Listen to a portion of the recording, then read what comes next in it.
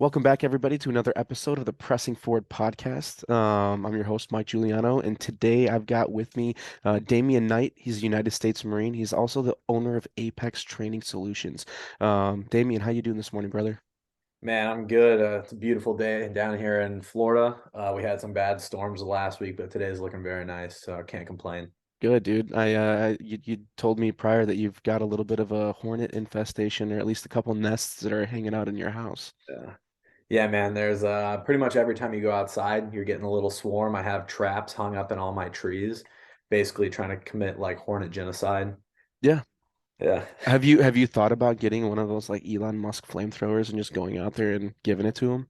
Man, if I could, I would, but I think my wife won't let me have a flamethrower right now. Yeah, no, it's probably already like, hey, you got your like yearly allowance of like ammo and long guns or a new optic or something.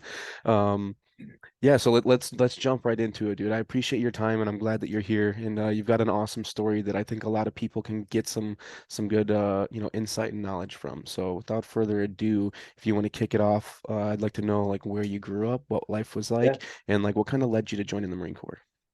Yeah, man. So I grew up here in St. Augustine, Florida, ended up coming back. It's beautiful. Um, from an early age, I kind of was drawn to the military. My dad was in the Army, his dad was in the Navy. My great grandfather was actually in Pearl Harbor when he got attacked. Dude was total badass. And then I have basically someone in the military going all the way back to the Confederate Army. So pretty much every single generation. So if I didn't, I probably would have been looked at a little weird, you know? And but as I grew up, like I wasn't a super athletic kid. I was pretty much the exact opposite. In high school, I think I was like 5'6", 250 pounds. Oh yeah, I was a little meatball, man, No and shit. had about two or three chins, rocking them. But I was like the fat kid everybody liked, right? I was funny, class clown, getting kicked out of class for making too many jokes, and I decided when I was 16 years old that I was kind of over high school and I was going to graduate early. So my junior year ended up becoming my senior year. I was going to night school at a community college with adults who were going there to get their GED. Took 11 classes, working three jobs. I worked at a Zaxby's, a That ice kicking cream chicken place. sandwich, baby.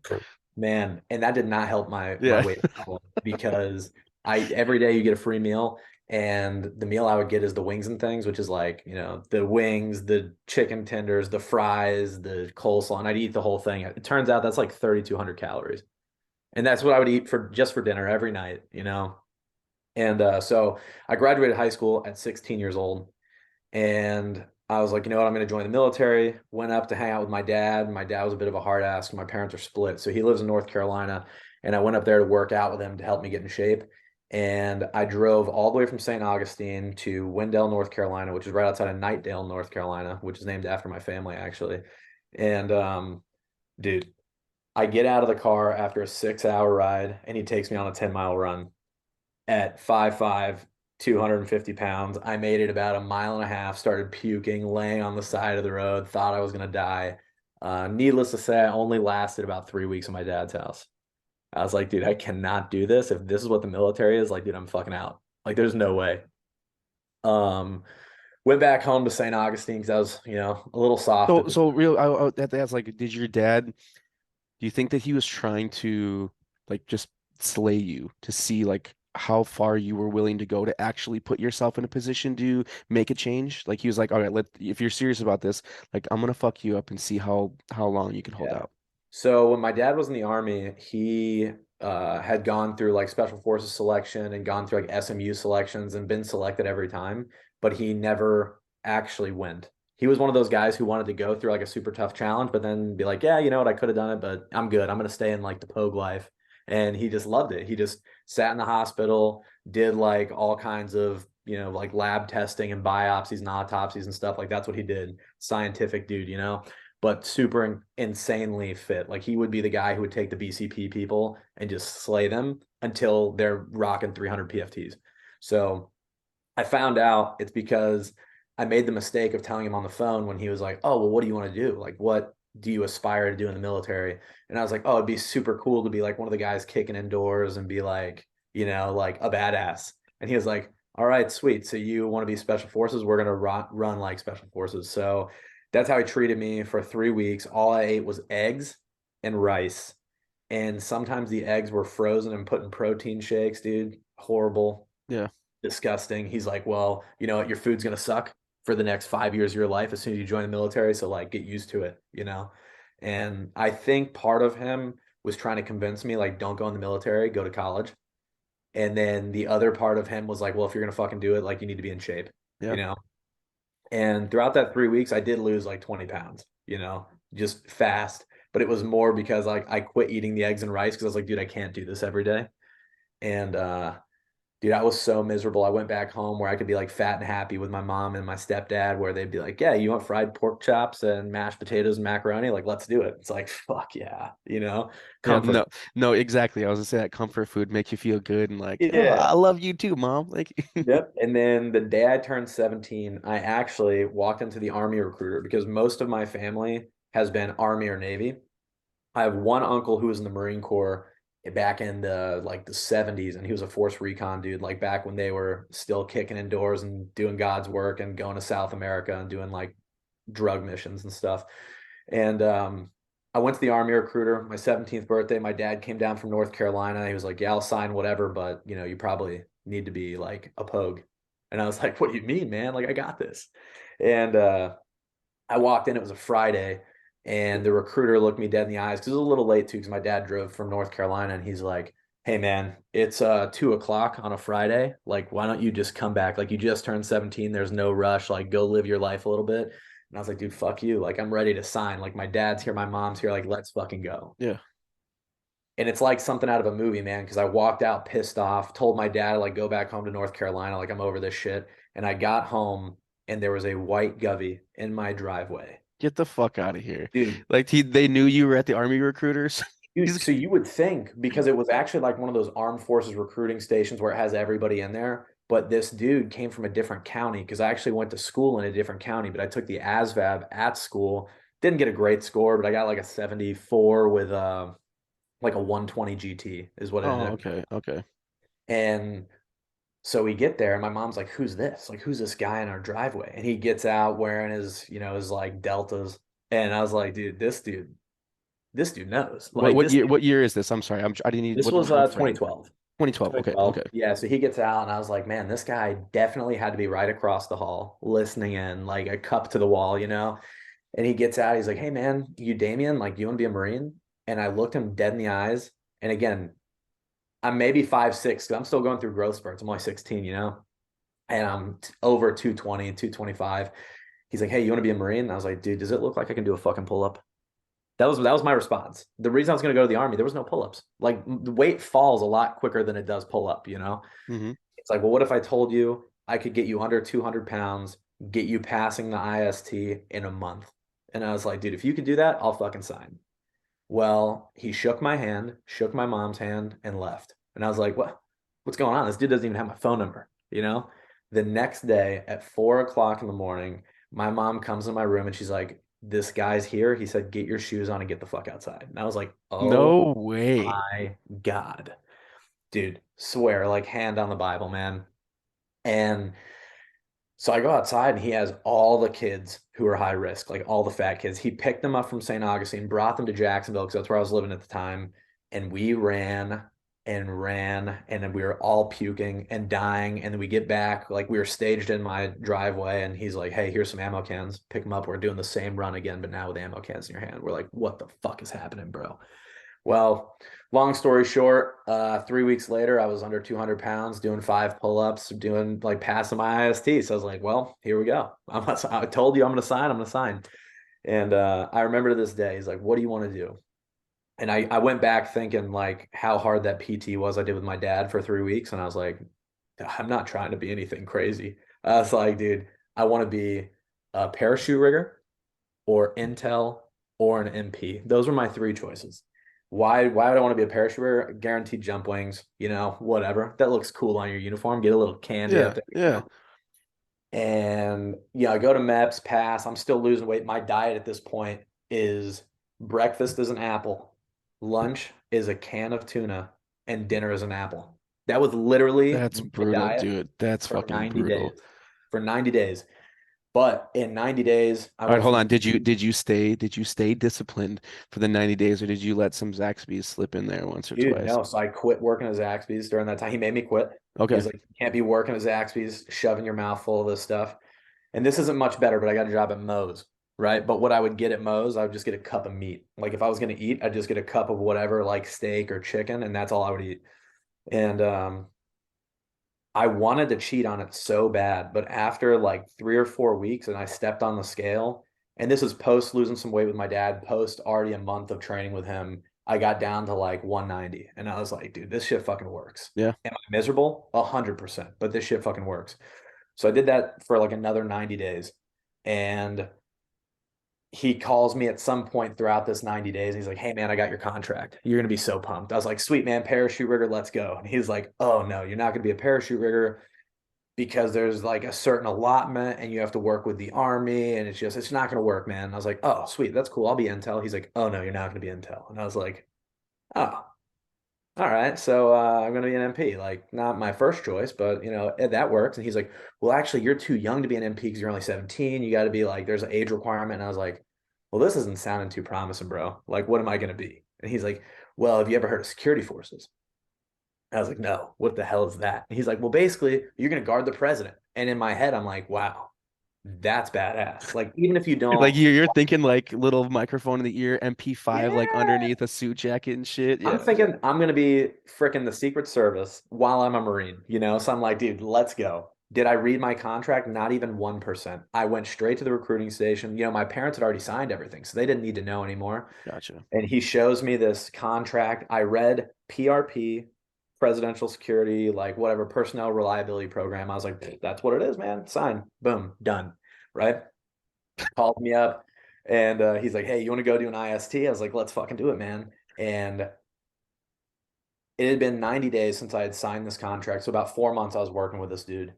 And I went from 0 pull-ups, 44 crunches, and a 19-minute mile and a half. My very first time I ever ran an IST to 15 pull-ups, 140 crunches, and my mile and a half was 11 minutes. And I had dropped all the way down to 164 pounds. Dude, you like lot. That's like losing. That's like some David Goggins story right there. Losing a Yeah, hundred fucking pounds and yeah, it was pretty miserable, you yeah, know? And then so he's like, hey man, there's a new ship date. Like, are you ready to go? And I was like, fucking, do I look ready? Like I'm a stud. I'm thinking 14 pull-ups, like, bro, I'm the boss, you yeah. know? And he's like, sweet, it's in 3 days. And I was like, let's go, man. Called my boss. I'm like, yo, bro, I'm out. Fucking told my parents, my mom's crying. My stepdad's like, all right, boy, like, this is your time to shine. Like, don't be soft, Yeah. Fucking Now, let's see. did your stepdad have any military experience at all? No, but my stepdad, total badass. So he never went in the military. He tried to. He was one of those guys where they were like, hey, man, you have some knee and back problems, not going to work out. But the reason they said that is so when he was in high school, he was one of those guys who had like a varsity letter in every sport. So he played football, he was wrestling, he was a state champion weightlifter, and was a sponsored bodybuilder at 17 years old. No shit. Like, dude's massive. They called him Little Arnold. He had like 24-inch arms, just a huge dude. And my whole life, like, he was trying to make me an athlete, trying to get me fit. But then I had my mom over here who's like, not a very fit lady, Southern, like, just like, hey, let's eat, let's be comfortable, let's have fun. Um, so he really, when he found out I was going to do something athletic, was going to go in the military, he's like, let's go. He had scholarships to like 20 D1 schools, but he had a kid early, my brother, my stepbrother. And it kind of, he had a choice, like go to college, follow my dreams, or go to the workforce and provide for my son. So that's what he did. Gotcha. You got to respect that. And then, but yeah, man. So obviously went to boot camp in January. It was super fucking cold, super miserable. I was also one of those losers who did ROTC in Okay. high school.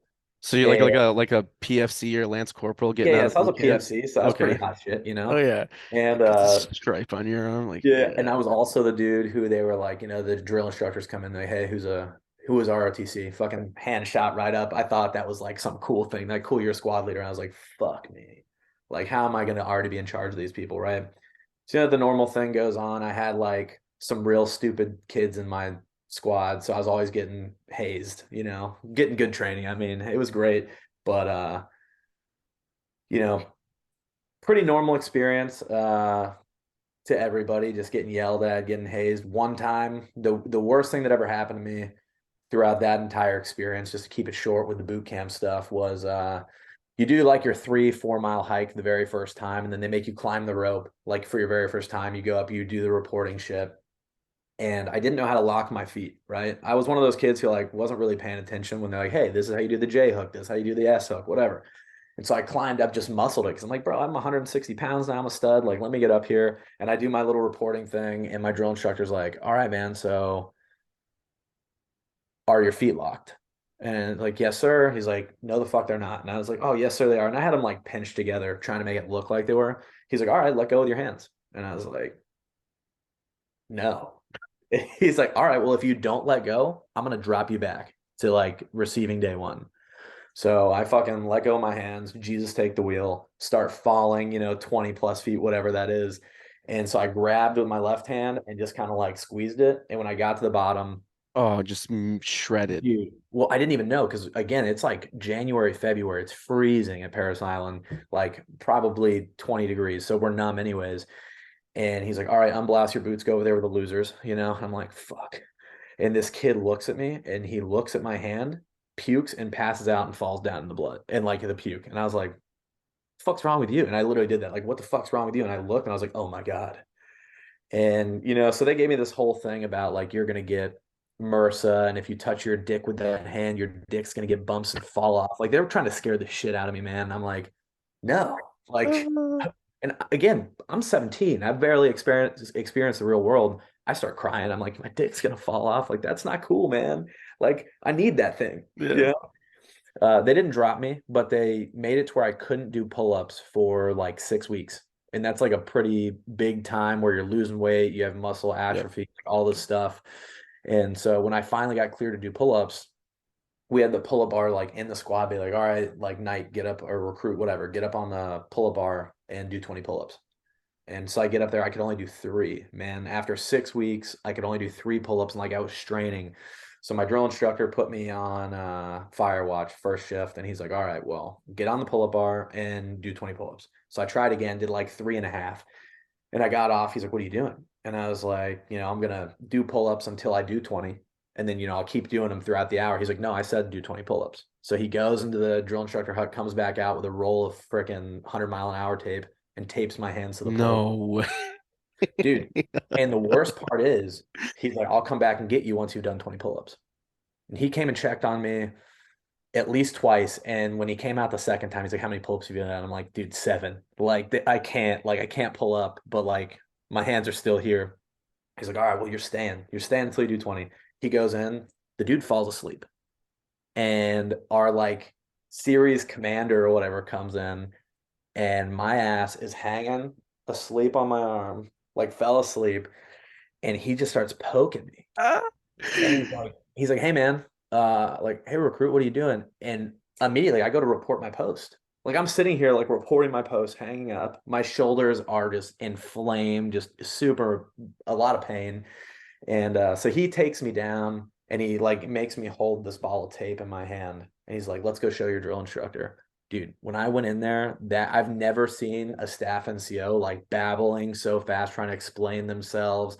And then he obviously got fired. Like the next day he was gone.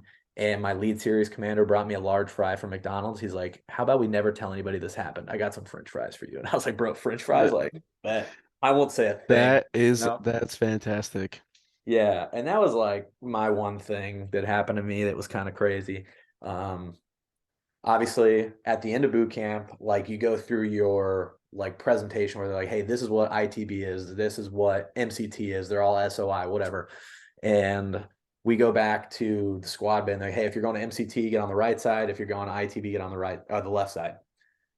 Mind you, I didn't read my contract. I think I'm presidential security, right? So I get on the MCT side. And they're going through and they're like making us count off, take a knee, all this shit. And we're Marines at this point or whatever. And I just remember the senior drill instructor going, are you guys fucking retarded? Like one of you is in the wrong place. And when I find out, it's gonna be a bad day for you. And in my head, I'm like, Yeah, yeah, what idiot? seriously. Like what idiot is on the wrong side? Like freaking moron. And so they go through, now they're going through alphabetical and they get to night and they're like, yo, Damian Knight. And I was like, here, Staff Sergeant. He's like, why in the fuck are you on the MCT side? I'm like, oh, I'm security forces. I'm like presidential security. He's like, yeah, so you're in the infantry. And I was like, no, I'm in security forces. Like it's not the infantry. Yeah, He's like, you know everything, you know, like at this you're like yeah. And I'm sitting there and I'm like trying to explain to him why he's wrong. Because I was like, no, I'm PRP. Like, I'm gonna be security forces, like Obama, me and him, we're gonna be boys. Like, this is what it is, bro.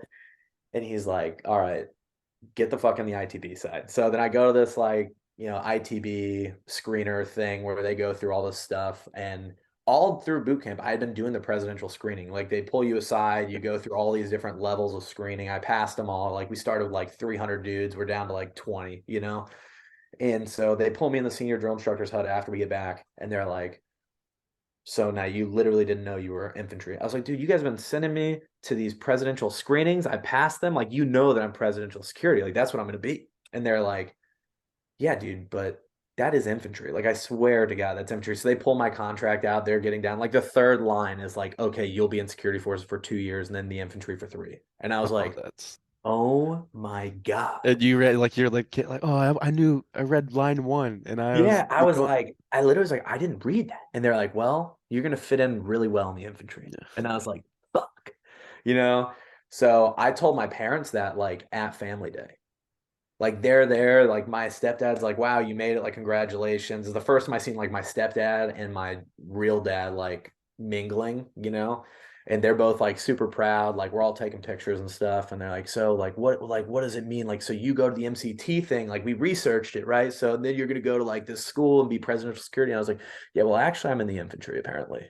And every single one of them was just like, oh shit, like crying. And what can you do, right? So went back, had a good time. I was also the guy the night we graduated boot camp. I got one of these sweet guys right here. Oh dude, The hell night, yes. the night we graduated. So my stepbrother, he's 4 months older than me. So the day I graduated boot camp was like his birthday, which is kind of cool.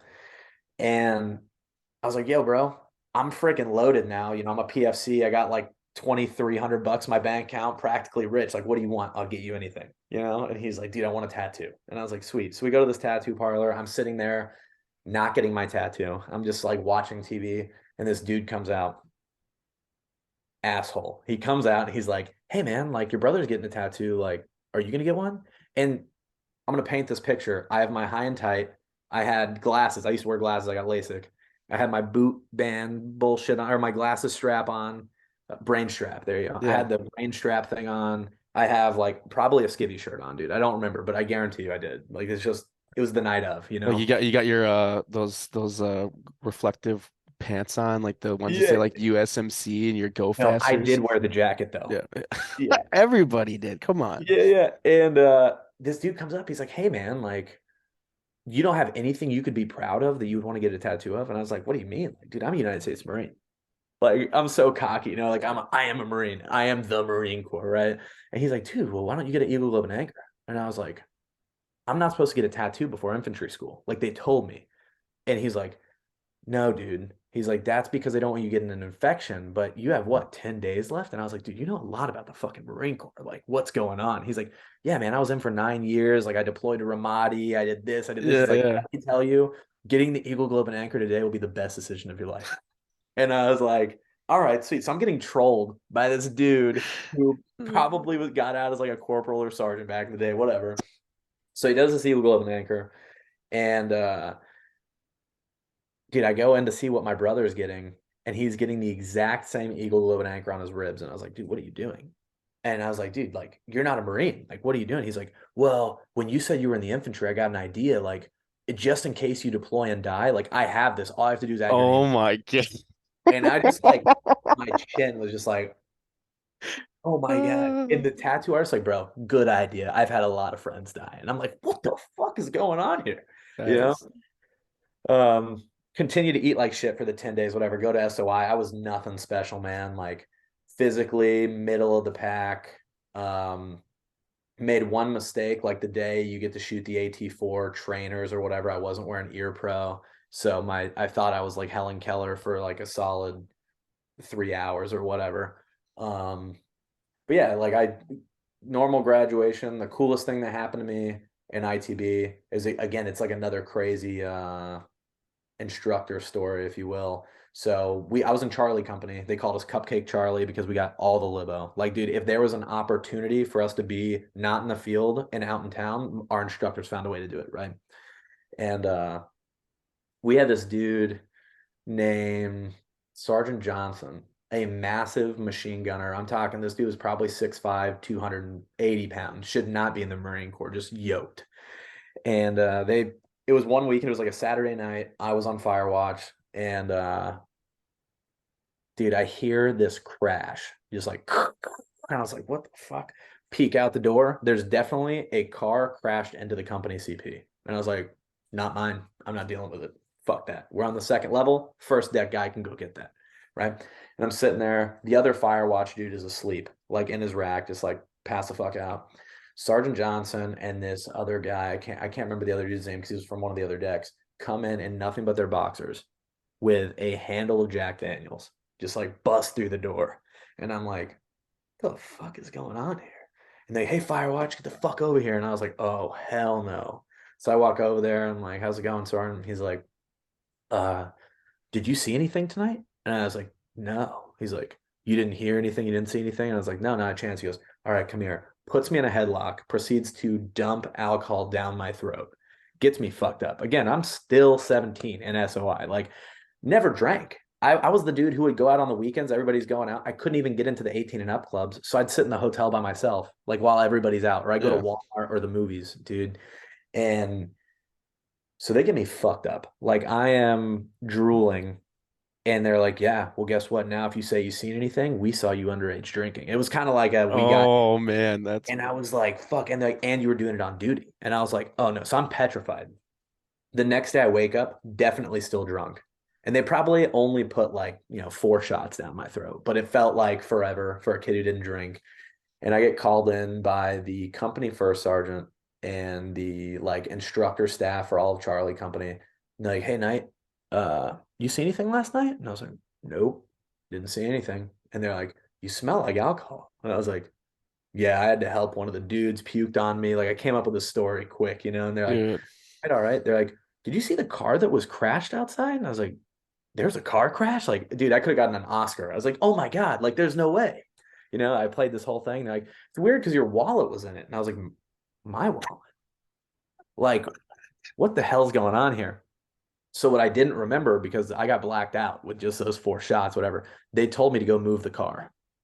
They were implicating me, right? So I go and I move the car, and apparently I thought I put this thing in like the most immaculate parking spot ever. I was in the middle of the PT field, and I left it in the middle of the field with the door wide open, keys in the ignition, wallet inside of it. No fucking way. Yeah. And company first sergeant looks me dead in the eyes. He's like, you know what? You didn't dime anybody out. He's like, you did put the car in like a reasonable place. He's like, you drove it about 40 feet. So, you weren't trying to be reckless. He's like, you remind me a lot of myself at your age. You're good. All right, go No back. Have a good day. fucking way, dude. Dude, there was many a times I probably shouldn't have got an NJP, and that was the first one. And they let me off the hook. And that wasn't the only one. There was a bunch of dudes Okay, coming. hold on. Did they know, was this car one of the instructor's vehicles, like one of Oh his? yeah. Okay, so for sure, like they obviously knew one of the instructors fucked up, and then they like pinned it on you, and then they're Yeah, like, yeah, yeah. yeah, okay, okay. Yeah, they knew exactly whose car it was. He was like one of those dudes who had like the OIF, OEF stickers on the back of his car, like his ribbon rack on his car. And yeah, dude. So let me off the hook. Pretty sweet. And then something got messed up with our orders. So when I originally got orders out of SOI, I went to 1-2. And I show up to 1-2, we go over, we're reporting into the first sergeant. I like hand him everything. He like punches it in. He's like, you're not supposed to be here. And I was like, what do you mean I'm not supposed to be here? He's like, yeah, man, you're security forces. I was like, yeah, I'm going to be security forces here, I guess, because this is where they sent me. He's like, there's no security forces here. Like, you're such a dumb boot. And I'm like, well, I don't know, man. They sent me here. Like, this is what I know. Our sea bags are out in like the quad right now, like while we're talking to this first sergeant. And he's like, don't worry, we're gonna get you hooked up. We'll get you guys like a van because it happened to like 4 or 5 of us. Like, we'll get you a van, we'll get you up to Chesapeake. It's gonna be great. Don't worry, like it'll be good for your careers. Like you may miss some deployments, but like it'll be fine. We're like, okay, cool. We trust this guy. Go outside, sea bags are open, uniforms are gone, things are rat fucked because it was left out in the open with no locks on them. We had some lance corporals just rummaging through them. And I remember, again, I'm like this cocky young Marine, and I saw this dude walking away with some uniforms, like, hey, get the fuck back here. Turns around, he's like some salty corporal who's like, woodlands look like deserts. And he's like, what the fuck did you say? I was like, oh no, boys, we gotta run. So we grabbed our shit and sprinted away, right? End up getting a Chesapeake, fail all the gear inspections because we have no uniforms. Had to buy them all out of pocket at the Jeez. OPX. All right, so let me ask you this then. You've got to this point, like, and you've seen some, goofy shit with you got your hands taped to a fucking pull-up bar Yeah, in boot camp. ITB, your instructor basically gets you gets a DUI, yeah. for you. You get to the fleet, your orders get fucked up, and your shit gets rat fucked. Now you have no uniforms, and now you're checking into your new unit. What's going through your head up to this point about like your experience thus far in the Marine Corps? So at this point, I'm like obviously shocked. Like, this isn't anything your recruiter tells you, right? They tell you it's like, oh, it's a brotherhood. You're gonna travel. You're gonna have tons of fun. So my first reaction is call my family members, right? Because I have my uncles. Like, so the uncle who was a Force Recon Marine, his brother-in-law was actually the Sergeant Major of Delta for a while, and he was a Green Beret back in like Vietnam. He had been in forever, had like campaign medals from everywhere. So I'm like calling these dudes who are like the war fighters of my family, right? Like, hey, you guys have been in forever, like you were in forever, you know what to expect. So I called the guy who was in the Marines, my uncle Mark, and I was like, hey, what is this normal? Like, this is what's going on. He's like, that's all that's happening to you at this point. Like, you're good, man. Like, that's just part of the Marine Corps. I'm like, fuck, this is expensive. Like, the Yeah. Marine Corps is so expensive. I was like, I hope I get a raise. And he was Uh, like, all right. He's like, I'm gonna give you the keys to the kingdom right now. He's like, no matter what, for the next 4 years of your life, volunteer for literally anything that's asked for. He's like, if you do that, you'll make your money back and you'll have a great time. And I was like, all right, that sounds a little suspect because I've heard of these working parties and I'm yeah. not trying to go do this bullshit. Yeah. He's like, I was gonna nope. say He's I like, sometimes the working parties, you just got to put your time in and they'll see that, you did it. You were yeah. out there doing your thing and they'll see that you're a good little worker bee. And I'm like, all right, I'll do it. Called my uncle David, who was the ODA guy, who ended up going to Delta. And I talked to him and he basically said the same thing. He's like, bro, unless you're going to special operations, like you just got to earn your place. He's like, and then when you get there, guess what? You got to earn your place. And Yep. I'm like, fuck, the military sucks. Nobody told me this, you know? Yeah. But you have like your really good friends that had followed you from boot camp to ITB to BSG, the basic security guard school, and they were there with me. So it made it a little more digestible, I guess, if Yeah. you will. Right? And when we got there, the biggest difference between like infantry school and basic security guard school is the level of formality, because you just came from infantry school where like you have these sergeants telling staff sergeants and gunnies like, hey, fuck off, like I know what I'm talking about, like you've never deployed, like I'm the subject matter expert, and like they're teaching their shit, they're going about their day. You don't have people like chewing each other's ass for not saluting and stuff like that because you're in the field all the time. You get to BSG and your first like the first shock to you is if you walk by anybody of a higher rank and you don't say like good morning corporal, good morning sergeant, whatever, they jump down your throat. Like you're at parade rest getting blasted, going to the quarterdeck, doing extra duty. So real big shock to the system. And real quick, do you think that that's because of the fact that when you're put in these positions of being at like these, you know, whatever post that you may be and there's like high-ranking officials or people coming through, it's like getting that I guess the repetition in with not in the regular Marine Corps, you don't address people, and you see an Yeah, yeah. officer, staff NCO, but you seeing like, you can see all these like dignitaries or presidential people or, very important people, they get you guys in that mindset of making sure Yeah. that you address every single person, like give them the proper greeting of the day.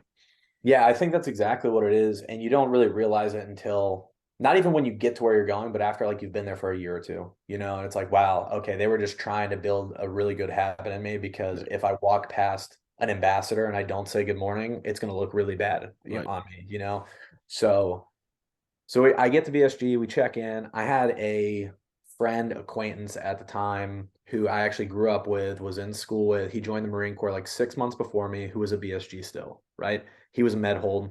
And at that time, I didn't really realize, I'd never really met a med hold or a legal hold or any of that kind of stuff. So he's like, bro, when you get here, I got you a rack. I'm like, all right, cool, whatever. Like I know this guy, it's comfortability, it's someone from back home. And I get there and I was immediately put in basically a bad situation because they got my headspace like really fucked up, right? Because all these dudes, they're med holds, legal holds, about to get kicked out, like waiting on an ad sep, and that's who I was like, that's where my rack was at, right? Yeah. So these are the guys I was starting to like build habits with, and to top it off, like BSG is only like it was like a 7 week school at the time, and when we got there in May, they were like, hey. You guys are going to Marines awaiting training platoon, and you're not classing up until October. And we're like, fuck, 5 months of like just sitting here waiting. Like Yeah. that sucks. Like, but don't worry, we're gonna have tons of working parties. We're gonna have like McMap courses. You guys can go home on recruiter assistance, and you guys can like we're talking about sending you guys to Cuba, like to Gitmo. And we're like, wow, okay, if we can do all that stuff, like it makes sense. Well, so I immediately hit up my recruiter and I'm like, hey man, can I come get recruiter assistance? He's like, yeah, not a chance because you wrote me a letter and called me a fucking liar while you were in boot camp, which I skipped that part, but it kind of came back to me because my rack mate in boot camp was from Orlando, Florida. So just like right outside of where my recruiting station was. And he got a parachute rigger job. And my recruiter was like, yeah, man, there's no parachute riggers in the state of Florida, blah, blah. Well, this dude enlisted after me, technically, signed after me. And so he got that contract that I really wanted. So I wrote my recruiter a letter basically saying, like, dude, you're a scumbag. I can't believe you lied to me. I hate you. And it came back to my drill instructors and they're like, why'd you do this? And I was like, man, he lied to me. And they're like, yeah, you can't tell a staff sergeant he's a fucking liar, especially, you know? And so that was a good lesson. That was a good lesson there. I got trained for that one a little bit. And then so anyways, um dude, I kind of lost my train of thought there, No, you but were talking about being in the Marines awaiting training platoon oh yeah, and yeah, like all the tasks that they had, that's recruiters right. assistants, your recruiters like fuck you, you know. Yeah, yeah. So I had this great idea because his old staff NCO had changed RSs. Like, I'll just hit that dude up. Like, that guy's cool. He's like Sean T from those freaking Beachbody fitness movies. Like, that's what he looks like. This tall black dude, yoked, like super enthusiastic, great guy. His name was Gunny Taylor. Ended up staying like career recruiter, retired as like a master guns or something, or a master sergeant. And I called him up. I'm like, yo, Gunny and Taylor, like, is there any way I get recruiters? And he's like, yo, bro, I got you. He's like, your story, you'll recruit people. Like, you lost so much weight, like, you're killing it, whatever. Like, come out here. And he gave me 7 days of RA. I had to buy a plane ticket, go home for 7 days, like, report into like the sergeant major of like RS Jacksonville, like all this shit, whatever. But I was happy, I got to go home. I got to see old friends for a couple days. He really didn't work me that much. I got to meet a guy from the original Walking Dead, like in Vietnam. One Like, first Battalion, Ninth Marines, yeah. dude, he came in. All the recruiters left. I was sitting in there just watching the place. He comes in and old guy, he was wearing a red hat, said United States Marine, had like a warrant officer pin on it. And he's like, hey, private. And I was like, who are you? Like, you can't call me private. I'm a Marine. Like I didn't see his hat, right? And he comes, he sits down with me and he asks what my job is, and I tell him, and he's like, yeah, you should be really proud. He's like, I deployed to Vietnam 3 times, and then, I was, in the Walking Dead. He gives me that whole story, and I was just like in awe, like to meet one of these dudes in real life. And then he gave me one of the original Walking Dead coins. I'll have to send you a picture of it, No, man. that's pretty cool. Because he's like, yeah, do you think you got like any, like, is there any stickers or shirts or something? Like, I'd like one for me and my grandson. And I was like, yeah, dude. I opened up the box. I was like, dude, get whatever you want. Like, you're here, you're still alive to tell your stories. Like, grab whatever. So he raided that closet, man. He took like the drawstring bag and was like shoving it. Yeah. I don't care. And then he gave me this coin. He's like, yeah, I got this like back in the 70s or whatever. And I was Dude, like, that's that's awesome. sick. That is awesome. Yeah, so I still have that coin to this day. And you can tell, like, when you compare it to a newer coin, like, it's just old, it's worn down, it doesn't look like one of these new age, like, super high tech graphic coins. It Yeah. just has like the Grim Reaper on it. And it's sick, man. It's like Uh, those old, you ever see those pictures of like the Zippo lighters that Vietnam vets would yeah, carry around? And it's like, now you get like printed. I have I think of the Zippo that I have, but it's like printed images on there. And back yeah, then it was like them like stamping like how many confirmed kills they had and like the Zippo top and yes, like an etched in skull and crossbones or something like yeah. that. Yeah, it's Yeah, so I met that dude, super cool. Made the biggest private mistake you can do. I was like, wow, I'm home for 7 days. I need to buy a truck. oh yes. So I went to the Ford dealership because my grandfather retired from Ford and he was still alive. So I got like a pretty big discount. Um, got at the time, this is 2013. I got a brand new 2013 Ford F-150 STX, bright blue, like four-wheel drive, fucking Mac Daddy truck of the time, right? $500 a month payments. $565, Dear dude. God. And That's at your the that's your time, paycheck as a yeah, fucking my paycheck was about 700 a month because I yeah. didn't have state taxes, right? And I'm sitting here like, wow, like I can pay for this with one paycheck, then split the insurance with my other two and still have 500 a month. Like, dude, I'm balling. Like, because I'm still like have no concept of money at this Yeah. time, right? The Marine Corps should spend some time training you like financial awareness, right? 100%. And so I do that. I drive in this truck for 3 days, go back to Chesapeake. It's just sitting in my parents' driveway, just rotting for the next 5 months, 6 months. And I get back in that 7 day window that I was gone, they decided to mobilize all of my drops guys to go to Cuba. I didn't get to go because I was gone. I missed the window to get orders and do all the shots and bullshit. So I remember I walked up and in the quad, they're all sitting there with their sea bags and stuff. I'm like, dude, what are you guys doing? They're like, oh yeah, bro, like we're going to Cuba. And I was like, no, you're not. Like, yeah, we're going to Cuba. And I was like, for how long? They're like, yeah, they said at least 30 days, but maybe 60, whatever. And so I'm like, whatever, that's bullshit. But all right, So I go in, they make me the scribe of like map platoon. So I'm making like fire watch rosters and shit. All my friends are gone. I have kids showing up from ITB, and I remember this kid named maybe I won't name him, but I remember this kid and he came right up to me and he was one of like the meritorious grads. So he was a Lance Corporal out of Hmm. ITB. And he walks up to me, he's like, hey, you're the scribe, right? And I'm a PFC. And I was like, yeah. He's like, cool. Well, I'm not going to be on fire watch because I'm a Lance Corporal. And I was like, oh, you ever heard of billet over rank, bitch? That's literally Yeah. exactly what I said, like instantly, whatever. And so that weekend, I made him have 12 hours of fire watch. Anytime anybody walked up to me, were like, yo, night, like my girlfriend's coming in, like I didn't know there was going to be fire watch our first weekend here. Like, oh, dude, I got you. Someone volunteered. And I just write that dude in. Right. And it got to the point where people, like they were just paying me because I was hooking them up. Like, dude, Yeah. really? Dude, here's $100. And so I was like, sweet. So then I got in the business of selling Firewatch, making bank. I had to make that truck payment up, bro. So but the thing is, I was kind of an asshole because that dude only was a dick to me that one time. But every single time someone would be like, hey, like someone's coming into town, can I pay you to figure out fireworks? Like, yeah, dude, I got Lance Corporal you. Schmuckatelli. I put him in every single time. He's gonna see this and he's gonna know exactly who the fuck you're talking about. Oh yeah. Oh yeah. So It's he funny, real. I have kind of a similar. We'll get jump right back. But when I was in boot camp, I was the scribe in boot camp. So not that I yeah. was making money, but you do your PX runs and you buy. So like I would be going around and guys would be like, "Yo, I'll get you your like your what is that shit? Your Devil Dog fucking cologne or Oh whatever." yeah, Like yeah, all I'll get they're you like, the I'll buy this. So like I was putting guys like either not giving them Firewatch or putting them on like first or last and hooking them yeah, up hooking just it so up. they I wouldn't buy anything at the PX, dude. It got to the point on like the Marine week, like the last week before he graduated, one of like the drill instructors came up to me. He's like, why have you been? He's like, he looked at the Firewatch rosters. He's like, you've been putting the same people on Firewatch every night for like the last week, and there's like 90 kids in our fucking boot camp class or whatever it was.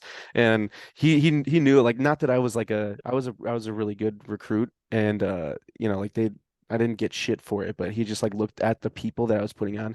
It was all the shitheads, all the people that got us Yeah. IT or all the so whatever, they fucking deserved it. But anyways, going back to your story with this Lance Corporal. Yeah. So he tells the staff sergeant who's in charge of us, Staff Sergeant Medina, cool dude. And so we do like they call everybody out to formation. And this dude had a very thick accent, and he's sitting there, he's like, so I hear that one of you is making money for the Firewatch. Is this true? And I was like, fuck, here I go. I'm about to get fucked, man. Like here's my NJP, it's finally happening. And he goes on to say, like, it's been brought to my attention because someone's been put on Firewatch too much that one of you is making money. He's like, who is it? And so I raised my hand. I was like, all right, you know what? I did it. Like, honesty is the best policy, right? So he calls me out, makes me stand in the position of attention in front of the whole company. And he's like, BFC Knight, how much money have you made? And I was like, I don't know right off the top of my head. I'd have to look at my book. He's like, you have a book? And so I pull out this like little green notebook, that you get. And I open it up and I'm flipping through and I'm doing math. And he's like, what? I pull out a calculator and I'm doing math. And he's like, how much fucking money have you made? And I was like, yeah, it's like $6,300 Holy in a shit, month. dude. And Holy he shit. looks at me and goes, $6,300? He's like, I'm in the wrong fucking business. And he looks over, he goes, you know what I see? I see a fucking entrepreneur. And if you want to be a fucking bitch and complain about it, he's like, you're on more Firewatch. He's like, put him on more Firewatch. And I was like, oh, No fucking way, yes, dude, dude. Staff Sergeant Medina. He was the guy when he gave a safety brief, like everyone has like that one safety brief they remember. And he would always tell us because there was this road that ran outside of Chesapeake. It's called Ballahack Road. He would always end it with like no running on Ballahack Road because someone got hit by a car when they were running there. But he would always start by saying like, "Hey, when you go out this weekend, um, I don't care what you do. Don't fuck anybody's wife. Don't fuck anybody's girlfriend. And if you do, deny it." And then he would say, "And I don't care how old you are. You can only have 2 drinks this weekend." He's like, "And I don't care if those drinks happen to be a shot or a keg, whatever unit of measure they are, you can only have two." And so like people would go get fucked up and like they would buy kegs and like roll them into the BSG squad bay and like be hiding them in their wall lockers, you know? Like that place was crazy. Like that the reason that some kids never make it out of there is because there's a lot of med holds and legal holds because the cab drivers there will try to give you weed, right? They'll be like, "Hey man, like you guys want to smoke?" And I'm like, "No." But some of these med holds, legal holds, like, "Yeah, man, like I'll burn one." And I'm like, "Oh shit, like this happens in the Marine Corps. Like this is my Yeah. first exposure to drugs in the Marine Corps." I'm like, "No way." And it's just some fucking cab driver giving people doobies, Yeah, like, dude. There was this cab driver, and I can't remember his name, but he drove like a red minivan. Like when I say cab driver, like you had to get his number from someone else, and he had like a little sticker that said cab on it. Definitely not legit. You get there and included in your fare was like, if there's 3 of you, like 6 mini airplane bottles of liquor. Like he just was like, hey guys, I'll get you buzzed on the way to the beach, like kind of crazy, but whatever, right? And so in BSG, I witnessed a kid named Quentin Smalls, and I'm still friends with him, so it'll be okay that I mention him. He shit on the hood of someone's car, and that someone was a gunny because that gunny was giving him problems. So he shit on the hood of a car and, obviously gets in JP. He gets busted down. He has to go to, he's on duty like every single day. And then this kid, when I say I'm friends with him, it's like loosely, like on Facebook, I'm friends with him. He hits me up every once in a while, sends me a picture I didn't know he had. And he was there prior to me. And then he was there after me because he ended up getting thrown in the brig because this is when the red box was a real big thing, like go up, get yeah. your TV, and people weren't streaming anything. So people would like red box video games and they bought their brand new Xbox 360 and PS3 or whatever. And he got caught like lifting tons of PS3s and Xboxes and video games and stuff. Everybody ended up getting their stuff back, but he went to the brig. Like, kid got kicked out of the military. He's doing a lot better for himself now, but I think he was just in a hard place because this base, it's called the Northwest Annex. I'm not exaggerating when I say from one end to the other, if you're walking, takes you 2 minutes. It's maybe 300 yards wide, like the main part of the base you can be on. They don't have a full size PX. They have one of those 7-day gas stations. That's all they have. Yeah. And so that's where you're locked down to every single day. There's like one smoke pit. Um, my very first day there was like a welcome, like a morale party thing thrown out by the MWR. And it was like paintball, live music, food trucks, all this stuff. Well, I was a little bitch still. I was scared to play paintball. I never played. I didn't want to get hit by a paintball. I was like, man, I heard that stuff hurts. I'm not doing that. Right. So I just go to bed early. Whatever. That same staff sergeant I was telling you about who gave those safety briefs comes in. He's like, hey guys, where are all my new guys? The guys who just got here. We get up, we get out of bed. He's like, cool, you guys got to go police the paintballs. And I was like, what kind of place are we in right now? So we're out there finding chips of paint. And he had us grab our canteens, and anywhere there was paint on the grass, we had to wash the grass off. And that was my first night there. And like Yeah. you can imagine, like that's how it was all the time. Yeah. So like Just the motivation level for guys is like, if this is the kind of shit we're doing, they want no part of it. And they're like, yeah, what can like I do to this get out can't of be the this? Marine Corps. Yeah. Yeah, like this can't be my life for the next 6 years. So again, I was living with those med holds and legal holds, and you would hear them all the time, like, "Oh, this is what I'm going to do to get kicked out. Oh, this is what I'm going to do." And That's some of them were genius. Some of them were like, "Hey, man, like there was a guy I knew who was getting a hernia surgery. So he was like a legitimate medical hold, right? And he was like, yeah, so I'm gonna get this hernia thing fixed. I'm gonna go graduate BSG. I'm gonna go to Kings Bay. I'm gonna go to RTT, get my CQB cert, and then I'm gonna get kicked out. And I'm like, that seems like a very long journey to get kicked out. Like what? Like what's the point? And he's like, well, I just want to go to the school. I want to get the cert. I want to get the shirt, the experience, but I don't want to go to the fleet. Like I don't want to deploy. I don't want to be in the infantry. Um, Fast forward, that's exactly what happened. no shit.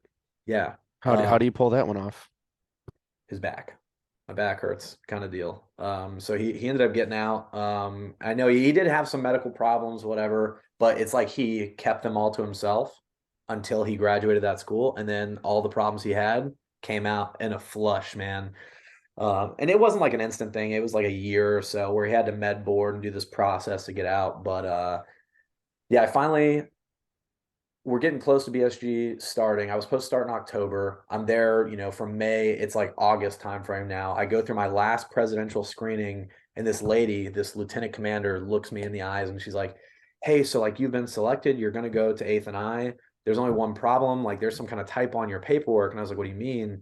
She's like, "Well, you're only 17." And you have to be 18 to be presidential security for Yankee White, like to even be eligible. And I was like, well, by the time I graduate BSG, like I'll be 18. And she's like, oh, well, we have to go by today's date. I was like, that makes no sense. Yeah. So now I'm arguing with this lady who's like an 04, 05, whatever. And I was like, no, like that's not true. When I graduate, I'll be 18. So just like wait. Like we're talking 6 weeks from now, like I'm gonna be 18. Or I was like, come back in 3 weeks, I'll be 18. Like, let's fucking go. And then she dropped me for arguing with her. No shit. Yeah. She's like, we might have been able to like make this work, but you're arguing. So I'm like, now what am I gonna do now? Right. Like this sucks. So I just go to BSG, put my best foot forward. Ended up graduating like third in the class. So I got to pick where I got to go. And you said this is like 6 weeks or 7 weeks long as Yeah, it's like BSG? 6, 7 weeks. So the process is like you start shooting, you do like pistol qual, you do like a shotgun qual, which you always knew what class was doing the shotgun qual because you're using like the Benelli M1014 and you're using 3.5-inch Magnum slugs because that's what you would use in any of these places, and they make you get cheek weld to Oh shoot yeah. it. Even though you're shooting from 20 yards, you can just point and shoot, right? For the qual, you have to do 10 rounds with perfect cheek weld. So you always know the dudes who've done it because like they're coming up with this huge bruise on their cheek. And you're like, dude, bro, you're in shotgun qual? Like, yeah, you know, it's like a rite of passage. And then after that, you go into like physical security where they just train you like how to check an individual from like credit card sweeps proper, like how to pinch their clothing, how to like lean them over, how to do like buddy checks, all the stuff to like the stupid defensive tactics that cops learn that will never work unless a person's like completely drunk or Yeah, 100. so basically like McMap skills, anything until you're like Yeah, a yeah, yeah. black belt in McMap. All those things like how you're gonna like, like break the wrist, make them pray, like put the hand Yeah. behind their back and flex cuff them. You're like, It's actually worse than that because it's like one of those things where like while you're doing it, you have to like yell like 111, 222, 333, and it's like different ways that you're moving their body and like trying to manipulate them to the ground. And you do a lot of PT throughout like they call it FITAC, but it's like the physical security segment of that course, or at least it used to be. I'm sure it's changed by now, but you just do like O course after O course after O course, and then you would do like McMap or you do baton training and you do all this stuff. And then they have like basically like a mount town, but it's an embassy town. So it's an embassy with a CCP with an ECP with all this stuff, and like you'd have to like man the ECP, and then you'd have to man the CCP, and you'd have to like tons of role player stuff where they'd use the map marines and then hire people from out in town who literally couldn't speak English, like they could just speak Arabic, and so you had to like interact with these people. It was a pretty cool experience. You use a lot of sim rounds and stuff like that, shooting at people. They use a Yeah. lot of, arty sims, the whole nine. And so I graduated that like third in my class. And they asked like, where do you want to go? And the choices were, Bangor, Kings Bay, or Bravo Fast, which at the time was going to like Japan. And in my head, I was like, man, Kings Bay is pretty close to home. They have that RTT thing. Like that seems pretty And cool. and Kings Bay, don't isn't that like nuclear Nuclear substation? security. Yeah, Okay, nuclear. yeah. Gotcha. So Okay. we didn't really know. They don't teach you enough about what each of them do. What they tell you is this school covers what you're going to do at all of these places. Right. So in your head, it's like logical to think like no matter where I go, I'm doing the same job. I might as well go somewhere that's close to home was my thought process, which it should have been the opposite. Like let me get the hell out of here. But I decided to go close to home because I wanted to get my truck. I didn't want to drive across the country. I didn't want to ship it. Like that was my logical explanation. So they were like, okay, Damian Knight from Jacksonville, Florida wants to go to Kings Bay. Like, what the fuck's wrong with you, kid? And I was like, I don't know. So I go to Kings Bay.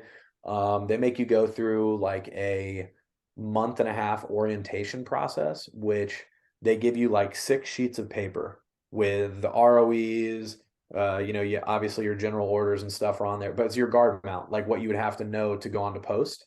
And you have to memorize it verbatim before you can graduate. And it's literally 6 pages of like 10 font. And kids were getting sent to the fleet for not memorizing it. And so kids started like purposely, oh, I can't memorize this, so they could go to the fleet because they didn't want to be in Okay. security forces. Um, but at this point, I like really wanted to get to RTT. I really wanted to be like one of these CQB dudes because it looked really cool on like specialoperations.com. And so I made it through the orientation thing. I got dropped to the guard, which is like the normal guard force there because you have to kind of like do your time, or you used to have to do your time before you could try out. It's like kind of like a stay platoon in the fleet. You have to kind of go there every once in a while. You could catch it where there's like an end doc or a tryout, like right when you get there, and maybe you get lucky, but very few, far and few between. And so I go to the guard force, and then you have your OJT process, which is ran by a bunch of lance corporals and corporals who have only ever been security forces, who are training you, hazing you, and saying the reason this is going to be hard is because when you get to the fleet, it's going to be harder. And it's like, but you've never been to the fleet. Like, how do Yeah. you know? Like, well, my friend said. So, like, over the course of it's like 10 days, 11 days. Over the course of that period of time, you're actually kind of a post stander. So, if like something happens in the area where there's nuclear weapons, you still have to respond. But you also, what they'll do is they'll put all your gear in like the back of a Bearcat, and they'll have you in like this big empty room that they turn the AC way, way down on. It's like 40 degrees in there. You're not allowed to have warming layers. You're just supposed to be studying your material. They'll come in there, give some hip pocket classes, and then they'll come in and just be like, hey, tack up. And you have to like run through and get in the Bearcat, throw your gear on, get your gun, get turrets up, get grenades out of the safe, like all this stuff. And you have like a minute and a half to do it. So like the first time we ever did it, it took us like fucking 15 minutes. Like, okay, 15 minutes was supposed to be a minute and a half. So that other 13 minutes, we're about to PT for 13 minutes. So they get like tires, put gas masks on us. We're running, we're doing all this stuff that at the time seems really stupid, but it could be logical. Like you're on a nuclear base. Um, but there's stuff that definitely was not needed. For example, the very first night, we're in this briefing room, that big room I was talking about, and it's like 2 o'clock in the morning, and this guy comes in, and he's like, "All right, all you guys take your clothes off." We're like, "We're not taking our clothes off. Like that's fucking gay." He's like, "No, no, no, we're gonna shut the lights off. Take your clothes off." We're like, "No." Like we're all sitting there saying no, like there's no way. And then this one kid was like, "We have to do it." So he takes his clothes. So now it's like, oh, well, I Yeah. guess we have to do this. Like we're not a united front anymore. And the guys on post, there's 22 of them, and there's 8 of us. So it's like, we're not going to win this battle. So now we're butt ass naked. He's like, "All right, go to the Bearcat, grab your helmets, grab your MVGs," and we're like, "What?" So now we're sitting in this room, pitch black, nothing but helmets and MVGs on, reciting our guard mount. And every time you get something wrong, you do 10 burpees. And so to this day, I probably remember those ROEs like perfectly. You know, like they are ingrained in like Yeah. what deadly force is and the justifications of deadly force and all this bullshit. But the reason they're trying to make, okay, that wasn't necessary, but the reason they're trying to make you memorize it is because Kings Bay and Bangor, they have these inspections every like 6 months where someone from the Pentagon, someone from like the Nuclear Security Commission, and all these other like high, like the lowest rank is probably a colonel, like a full bird colonel, will come in there and look a Lance Corporal right in the eyes and be like, hey, so like, what is a justification of deadly force? And you have to be able to just spit it off. Like some of the dudes didn't even understand it, but they could fucking rattle it off, you Right. know? And they just wanted it. If you fail that inspection, what they'll do is they'll take the nuclear weapons away from your base. And all it takes is one person to fail that inspection, right? Or it used to, and maybe it's changed, but it would be like, okay, that one person failed, so we're going to ask everybody in his platoon, and likely if that guy doesn't know it, their Then standards are everybody, right. high. And And that's a huge weight to put on the shoulders of like a young Marine, you know, dude, especially somebody that doesn't have like that much experience, expecting them yep, to know like the nomenclature, but not actually the way to employ that, like the knowledge that they're gaining. You know, like yeah, you can recite it off of it's like a PowerPoint presentation, you know, like if you want to teach somebody like a concealed carry, you know, this is obviously completely different, but like you can go through a PowerPoint and talk just read it. how to Yeah, like draw a firearm, but you're not actually practicing that stuff. So exactly. it doesn't go hand in hand. It's like, you know, you don't know how to actually do the practical application when it comes down to it. Dude, 100%. And so it it like puts a lot of pressure on these dudes. And so yeah, we're back in here, we're naked, we're reporting these ROEs, we're doing this stuff, and all of a sudden we hear like giggling that was not from a man. And we're like, what the fuck is going on right now? And I hear this voice, this guy, one of the corporals there. He's like, hey, one of you guys is from like Jacksonville, St. Augustine, right? And I'm like, fuck. Yes, Corporal, I am. He's like, hey, do you know so and so? She went to St. Augustine High School, graduated in 2012. Well, I went to St. Augustine High School, graduated in 2012. And I was like, yeah, I do. Why? Turns on the light and she's sitting there, And you guys are butt naked. butt naked, bro. And I'm like, oh my God. Well, she became like one of the barracks bunnies, you know, like she was just whatever. But I grew up with this girl, not just in middle school or in high school, but in middle school and elementary school. And I'm like, oh my God, like, what the fuck? And then you think more logically, you're like, I'm in a restricted area that you have to have like a lot of clearances, a lot of badges. You have to vouch for people to get in the area. And these dudes are bringing random women who just graduated high school, who have nothing going on for them, like into this area where there's billions of dollars worth of like nuclear assets and all this stuff. And you're just like, and I looked him dead in the eyes, butt naked with a Kevlar and my MVG on. And the first thing I could think of was just like, Corporal, do you think this is responsible? Bro, my life ended for 9 days. He was like, do I think this is responsible? He's like, Jessica, get out of here. So she leaves. We proceed to do burpees until we're puking, like still butt naked. And then he's like, all right, everybody go boots and utes. So we put on our clothes. He's like, all right, gas, gas, gas. So we throw our gas masks on and we proceed to run around the entire limited area of Kings Bay. And the limited area is where they actually store the nuclear weapons. And the perimeter is like 2.2 miles on the inside, like 2.5 on the outside where we were running, which isn't that bad, but it's a 2 mile run to get there. And we went there and back. So it ended up being like an 8 mile run in gas masks. Every time someone fell out, they'd be like, hey, he's dead, carry him, like whatever. All because I said, do you think that's responsible? Right. So that was dumb. And like in no situation am I ever gonna have to do this in real life, Right, you know. right. And so that was like my first taste of like how stupid things could get in Kings Bay. Because Yeah, I was before gonna say what we're just memorizing things, you yeah, know.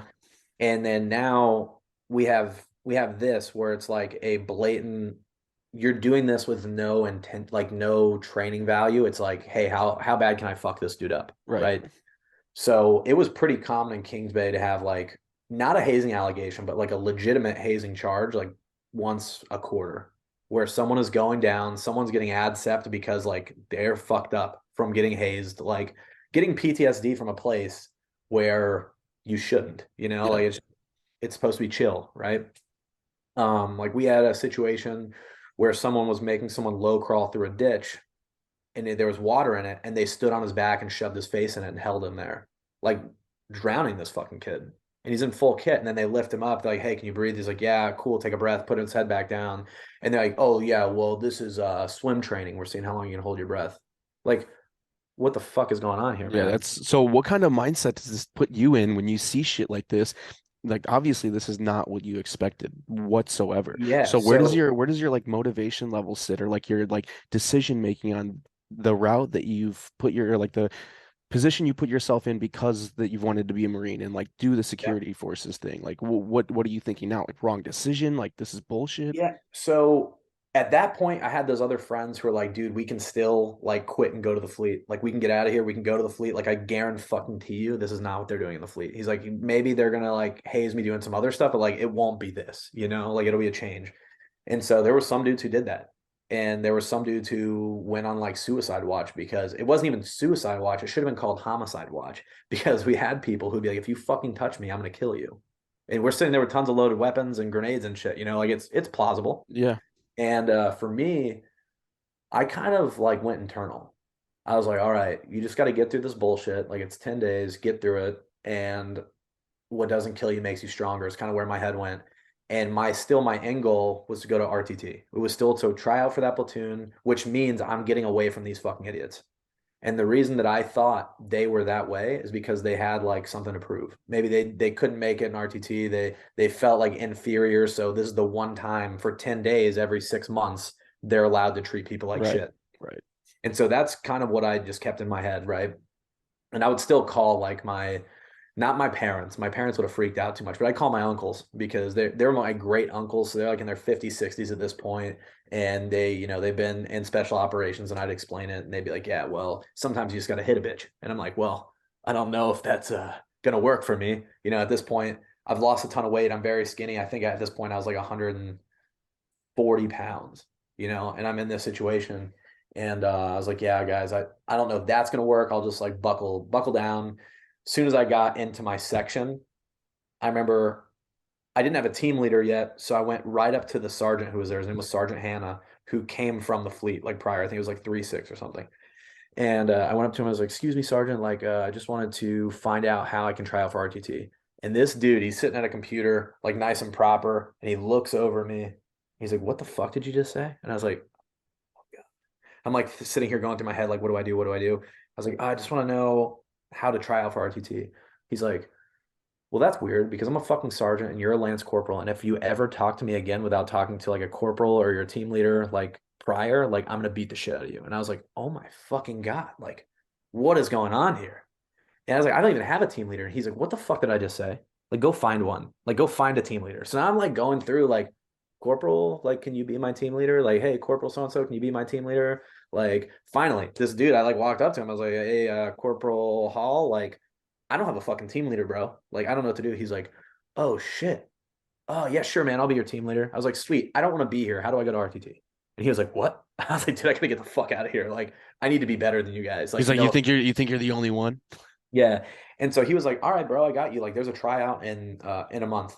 So for the next month, I worked my ass off. Like I was going on flak runs, gas mask runs, fucking PT every fucking day, 3 times a day. Put on a little bit of weight. I think I put on like 15 pounds because I actually was eating, to fuel my body. And I go to the RTT tryout and we do our PFT, and I ran like a 290 something PFT. I was pretty happy with it. And we get back and the gunny is like going through roll call and he doesn't hit my name. And I was like, hey, Gunny Perez, you missed me. Like I'm the guy who just came in second on the PFT. Like you missed me. I'm one of the good ones. And he's like, oh yeah, man, your name's not here. Like they didn't put a nomination in for you, so like you just got to come back to the next one. Ugh. And I was like, when's the next one? He was like, 6 months. And I was like, no fucking shot. Like, I'm here right now. You see I can perform. Like, let's do this. And he's like, how long have you been in Kings Bay? I was like, yeah, a month. 2 months, whatever it was. And he's like, dude, you got plenty of time. Like, go learn the guard, like, learn what your job is, learn what our job is, and then come back if you still want to do it. And I was like, you don't understand.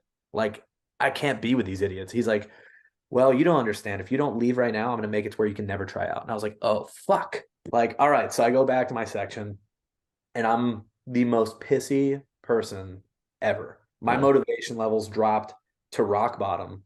I turned into the guy who we'd have morning formation for PT and I'd show up and then I'd be like, yeah, man, I think I got some bronchitis. I can't run with you guys. And I gained weight. I got fat, like fat for the Marine Corps standards. Like I hit like 175 and like didn't do pull-ups, didn't run, didn't do crunches, didn't do anything. I would just tell them, I'd like call, be like, yeah, man, I'm going to the doctor because I'm fucking sick. Like I'd make something up every single day of the week. And meanwhile, oh, go I, ahead. I was just gonna say, so like this, like you seeing that, like you've been wanting to volunteer, like your uncles told you, like volunteer for everything, right? Like Yeah. put yourself out there and you're gonna progress, and you put yourself in these positions to, like, all right, I'm gonna hunker down, I'm gonna bust this shit out, I'm gonna go and try out, I'm gonna get these positions, I'm gonna work myself to the bone, get myself prepared, like physically and mentally to be able to do these follow-on schools or whatever, and then you get there, you perform, and you see that you've and now you're getting shafted yet again. So obviously that Yeah. level of like motivation drops drastically. And up to this point, like where are you at in the terms of like the Marine Corps in general? Like this is I don't want to do this anymore. Yeah, I don't think it really came down to like I don't want to do this as a whole because in my mind I kind of knew that like it could get better, right? Like how could it get worse? I guess is kind of where my mind was at. Like I have a job, I'm getting paid, and then I'm down in the limited area, like right around the same time frame. I'm down in the area we're at, and this corporal comes up. He's like, "Hey, I forgot to ask all you guys. Like, is anybody here like got a girlfriend? Raise my hand. Like, any of you guys like planning on getting married anytime soon?" So I raised my hand, like, "Yeah, like one day I plan to get married." And they're like, "Okay, well, if you don't get married while you're on Christmas leave, you're not allowed to get married for the next 2.5 years, like while you're here in Kings Bay." And in my head, I'm like, is that fucking legal? Like, what do you mean? He's like, yeah, just the way our schedule works, you're never gonna have leave again. We're never gonna approve it. Like, this is everybody gets one, basically, is what he like convinced me of. And I've never been in the Marine Corps. I've never been in this unit. Like, I just trusted him. So I go home. I tell my family, like, I got to get married this week. Like, I have to. So I got married, right? And Kings Bay made me go through this whole checklist. I had to go to like a financial planner. I had to go to like an education counselor. I had to go to like a marriage counselor. I had to go talk to the battalion sergeant major. And I'll never forget the speech he told me. I'm sitting down with Sergeant Major Chabot, cool dude. He actually runs his own podcast now too. And I'm sitting there talking to him, and he's like, Lance Corporal Knight, you're pretty young. You sure you want to get married? And I was like, well, seems like that's the option I have to do. Right. And I didn't really explain to him what these corporals had told me, which if I did, he'd probably be like, dude, that's fucking retarded. Yeah. Right. But I was like, he's like, do you love her? I was like, yeah, of course I do. But I'm just turned 18. Right. And this is like a high school girlfriend. Like, do I really? Who knows? Right. So, like, do you love her? Yeah, sure. He's like, okay, well, I'm going to give you the secret to marriage right here. He's like, it's short, it's sweet, and it works every time. And I was like, okay, I'm all ears. Right. He's like, anytime you get in a fight, anytime your wife is mad at you, all you got to do is eat that pussy. And I was like, he's like, listen, I've been married for over 20 years. And every time my wife gets mad at me, that's what I do. He's like, every time there's an issue, that's what I do. He's like, sign my paper. He's like, now get out of here. Work on them tongue skills. And I was like, oh my God, this is so what's Uh, on. So I go home, told everybody how to get married. Um, my new wife ends up coming back to Kings Bay with me, and she originally like out of high school had like scholarships to college, like had some stuff going on, but then she's like, "Oh, I want to take time off. I want my like leap year, whatever the fuck." Like became a military spouse where everything is provided for her, and then just became a textbook dependa, right? And the way my schedule worked is I would go to work for 2 or 3 weeks straight, right? And then I'd come home for a week and then do it again. Like security force dudes don't really have a lot of family life, right? So throughout that period, I still like my motivation has dropped. I'm eating fast food. I'm eating like shit. I hate everybody. And it got to the point where I had this Sergeant Alvarez, who came up to me, and he was I want to say he was like a combat engineer. I could be wrong though. And he had really bad PTSD, like waking up in the middle of the night screaming, like bad PTSD. And he came up to me one day. He's like, "You went from like the most physically fit, most motivated dude in this platoon to like you're kind of a dirtbag. Like, what's going on?" And I was like, "Yeah, honestly, with all due respect, fuck all you guys. Like, I hate you all because you guys dropped the ball. I'm trying to better myself. You're not letting me." And he's like, "Well, what can I do to get your motivation back? Like, if I could get you any school that's not CQB that like is on our list." So he gives me this list of schools, and it's like Raven course, JFO, like all these little schools. And then I look at the bottom, it's like designated marksman school. And I was like, I want to be a DM. Like, let me go to designated marksman school. And it's not like the 2 week fleet school is like a 9 week school that security forces go through where they do stalking, they do urban hides, they do, you shoot the M110 like all day, every day, right? You do obs lanes, all the stuff.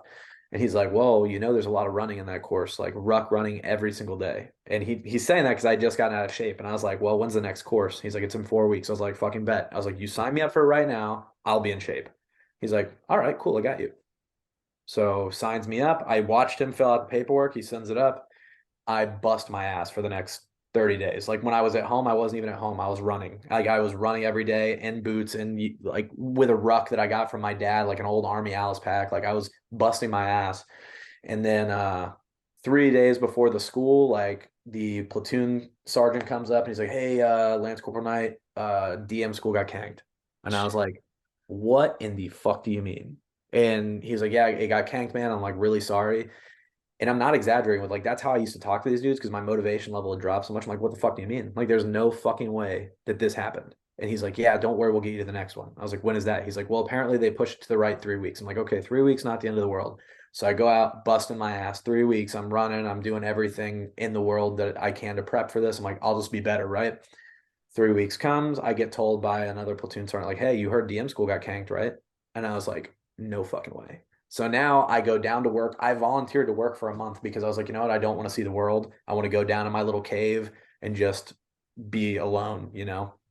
And so I'm down there, I'm working. I'm now running one of the OJTs because I became a team leader quick. I knew my knowledge and everything. I knew all the zones. And my actual platoon sergeant, not the one who had just told me the school got canked, that was from like our sister platoon. He came down to be the area supervisor and he's like, "Hey, Knight, like, why are you down here?" And I was like, "What do you mean? Like, don't be a dick."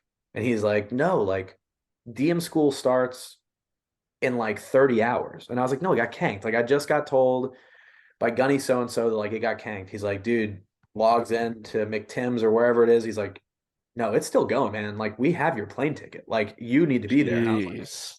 "Son of a bitch." So they had to change my plane ticket on the fly. I had to get out of the area, which means I had to wait for someone to come and trade rounds and do guard mount and all this shit. So I get home that night at like midnight. My flight the next morning was like 6 a.m., like the earliest flight they had. I get to Chesapeake at like 10 o'clock. The school was start. Oh, no, it must have been like 8 o'clock. So my flight must have been earlier because I got there, dropped my shit, had to run a PFT. And I didn't do bad, whatever. Maxed out the pull ups, did a decent run, did DM school, ended up coming in second place on literally everything. Like second place GPA, second place shooter, second place on like the Ironman award, which whatever. Like I really enjoyed it. I had a lot of fun and learned to shoot, learned to do stalking, learned to do all these different skills that I would go on to use later. And the one thing that happened though is like, your back's blistered up from all the rucking, your feet are blistered up, like you're just beat up. You just did 9 weeks of a ruck run every day. Like it didn't matter if it was, a mile or 10 miles, like every day was just something different. Like you were running everywhere you went. We had this thing called the brain, which was just a Mark 19 can full of sand that had to be taken everywhere we went. So you'd run with basically your full kit, your ruck with all of your like observation sniper gear. We used all the same stuff we'd use in a sniper platoon, like spotting scope. We called them Smyrn, but it's actually called the Muns, which is like the night optic that you clip onto the Oh front yeah, of. yeah, yeah. Yeah, so we carry all this stuff and we basically Indian run wherever we went with rucks and your M110 like in front of you. I was kind of I felt like a genius at this time. What I did is I put like an S carabiner clip on my flak and I put a piece of tan 550 cord around my handguard. So when the instructors weren't looking, I would actually clip my rifle in as we were running, so I wouldn't actually have to be holding it. It would just be like on my chest. Um, So you had it like slung and then attached to the no, carry? you weren't allowed to use your sling. You No had to keep slings. it Okay, contained. okay. Yeah, yeah. So for me, I like kind of just jerry rigged a way to hook it to my flak, so I could just have my hand loose there and look like I was holding it, but I wasn't making my arm get I fatigued. feel you. Okay, okay. Yeah, yeah, yeah. And so graduate this school. I'm at the airport on the way back with the guy who went with me. We ended up being shooter spotter pair, and we get a call from Kings Bay, and they're like, "Hey, you guys still want to go to RTT?" And I'm like, "Yeah, when's the next indoc?" They're like, "Perfect. We have your names on it. It starts tomorrow." And I'm like, "Fuck. And What do you mean?" you're in D like how far along are you in DM school at this We point? just graduated. Oh, Like we okay, graduated okay, and we were in the airport going back home. okay. And so like it's tomorrow. So like we're sitting there thinking we just did our final exercise the day prior, which was like 25 miles worth of rucking and like all this stuff. So like we're pretty beat up, you know? And they're like, yeah, NDoc starts tomorrow. So we're like, okay, sweet. And we show up, we do our PFT, like both barely make it because we're just so beat up. Well, the reason they wanted us to go there is because RTT is comprised of guys who went to CQB school, guys who went to DM school, and guys who went to breacher school. So now that we have this cert, there's more of a reason for us to be in their platoon. Right. So the NDoc used to be 12 days. Like that's just what it was. And it was, you got evaluated physically on pistol shooting, rifle shooting, and basic interior tactics, like just what you know and can you pick up on things quickly. Well, par for the fucking course for my career. We get there, we do our 12 days. I make it. I'm one of the people who got picked for the 12 days, and they're like, "Hey, CQB school just got shifted." Perfect. When is it? They're like, "It's in 5 weeks." Yeah. So the whole thing took like 6 weeks. And so we're like, we have to go back to our platoon. Like, no, no, no, you're just going to keep doing a tryout for 6 weeks. Oh, fuck. And we're like, what do you mean? Like, that can't be real. So we go through every day from like 05 to like fucking 6 o'clock at night. We are in tryout mode. Like, we're in the morning, you do your normal green on green PT or maybe boots and utes, whatever, like normal hour PT in the morning. And then we go to this place that was very low vis, like there was no higher ups, and they would make us do tack runs, like so full kit runs with your M9, with your M4, with everything that you would have down on post. And we're chasing a dude who's just in boots and utes with no gear while you're screaming your general orders and your ROEs and everything. And if you get them wrong, then we're stopping and doing burpees or we're doing 500 jumping jacks or whatever it is. And then you go to chow and you come back and you do the same thing again. And then you're off and you just repeat this for 6 fucking weeks. 6 fucking weeks, dude. And throughout this time, you had dudes who would just quit because fuck you. You basically, we got really close though as a group. Like our group was the first one to go for 6 weeks. We got pretty close. And then our final event that this platoon used to have is called the Mental Toughness Challenge. The Mental Toughness Challenge was like basically the culminating event. You show up to the PFT trail. So in your mind, you're like, okay, three mile run, whatever. And they've cut out a trail in the woods now. So now you basically start out in buddy pairs, your full kit. They give you 2 5-gallon like jerry cans full of water, and you take off through the woods, two of you with one person who's already in the platoon. They're asking you questions about tactics. They're asking you general orders. You're screaming them. You stop. You do buddy low crawls, drags, whatever, through the mud, through ruts. They're pouring water on you. You get up, you go, and now you have tire flips, and you're flipping tires for fucking 40, 50 meters, and then 20, 30 burpees, and you're still screaming knowledge the entire time. Well, we went through, we're probably like 2 3 miles into this whole course, and the people they put with me and my partner were only DMs. And I say that because you could be in the platoon and be a DM who also went to CQB school, or be a CQB guy who went to breacher school. Like you could be dual qual. Well, the guys who were with me had only been to DM school. Mind you, 7 weeks ago, I had just graduated DM school. Yeah. So I'm sitting there trying to flip this tire, and I was just gassed, dude. Like I was just so exhausted. Like the tire was just slipping out of my hands. Like it was just not a good time. And these dudes come up to me and they're like, "Oh, you don't like you can't make it. Like, are you weak? Blah blah blah. Like, you'll never be anything. You'll never amount to anything." Like, just really trying to get in my head, and that's why it's called the mental toughness challenge. And so I finally put the tire down, and I look this dude right in the eyes, and I was like, "Bitch, I've made it just as far as you," because I had the same cert as him. And so they were like, "Okay, this dude comes over. I'm getting like bulldogged by every single person who's there now, getting screamed at. I finish, but I finish out of like hatred at this point. Like I'm no longer having fun. I no longer feel like I want to be there. Like I'm pissed off that these guys feel more entitled than me, even though we have the same piece of paper. We have the same skills. And there was a dude who was falling out who had rolled his ankle. So they put his flak on me, gave me his Kevlar, gave me his extra water jug, and I had to carry like finish on with like his gear. And we get down, there's like a McMap station. The whole thing is a Kim's game too. So like you started out with 10 objects, you have to get back. And I remember getting back, I was the last person because they gave me all this extra weight. And I barely crossed the finish line in time. And now every person in this platoon, we're talking like 30 people, are screaming at me while this dude who's now Marsoc he actually just got out, but he was in Marsoc for 10 years. He's like sitting there very calm, Russian dude. We call him G14 because his name was like Grichinachovsky or whatever. Yeah. And Grichinichenko, sorry if he's watching this, but he like sits there and he's very calm. He's like, okay, 10 items, what are they? While I'm getting screamed at by 20 dudes. And I'm just like, dude, I don't fucking know. Like, I can't think of anything right now. Made it back. They cut orders to the school. I was the only one who didn't get cut orders because I had Jesus, dude. because I yelled at that dude and told him like I fucking made it just as far as you, right?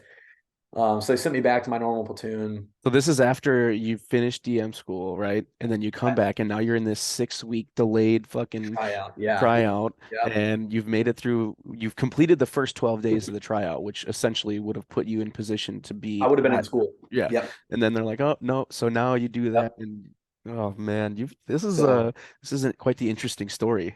yeah, so basically get to this point where all my friends go to school. They put me back in the guard platoon. All my friends like, dude, like what happened? And I was like, dude, I don't want to talk about it. Like, fuck it, right? And then the worst day of my life in the guard happened because once they accept you, they roll you in. It's literally like being jumped into a gang, Yeah, right? yeah, So they roll you, which is essentially like if you get a blood stripe, how you get hit on the thighs. right. Um, but they do that for 24 hours and it's everybody on the team. And so I remember we were in the Bearcat, I'm in the turret, and part of the process is now for your 6 hour post, you have to stand in the turret the entire 6 hours. Like, whatever, cool. No turret strap, no sitting on anything, just standing there. Like, whatever, dude. And we go to this part where there's one section where no cameras are there, it's a blind spot. And I'm like, oh fuck, here it comes, man. And this dude named Thompson grabs my boot, ties my boot to like the handle and in between the passenger and driver's seat, and they took a 240 barrel to my fucking legs. Oh, Jesus. And then they proceeded to hit me and then proceeded to make me walk my post. So now I had to walk behind the Bearcat with a 240 in my hands. Like I'm going to be able to fucking employ that, right? And my legs just got the shit beat out of them.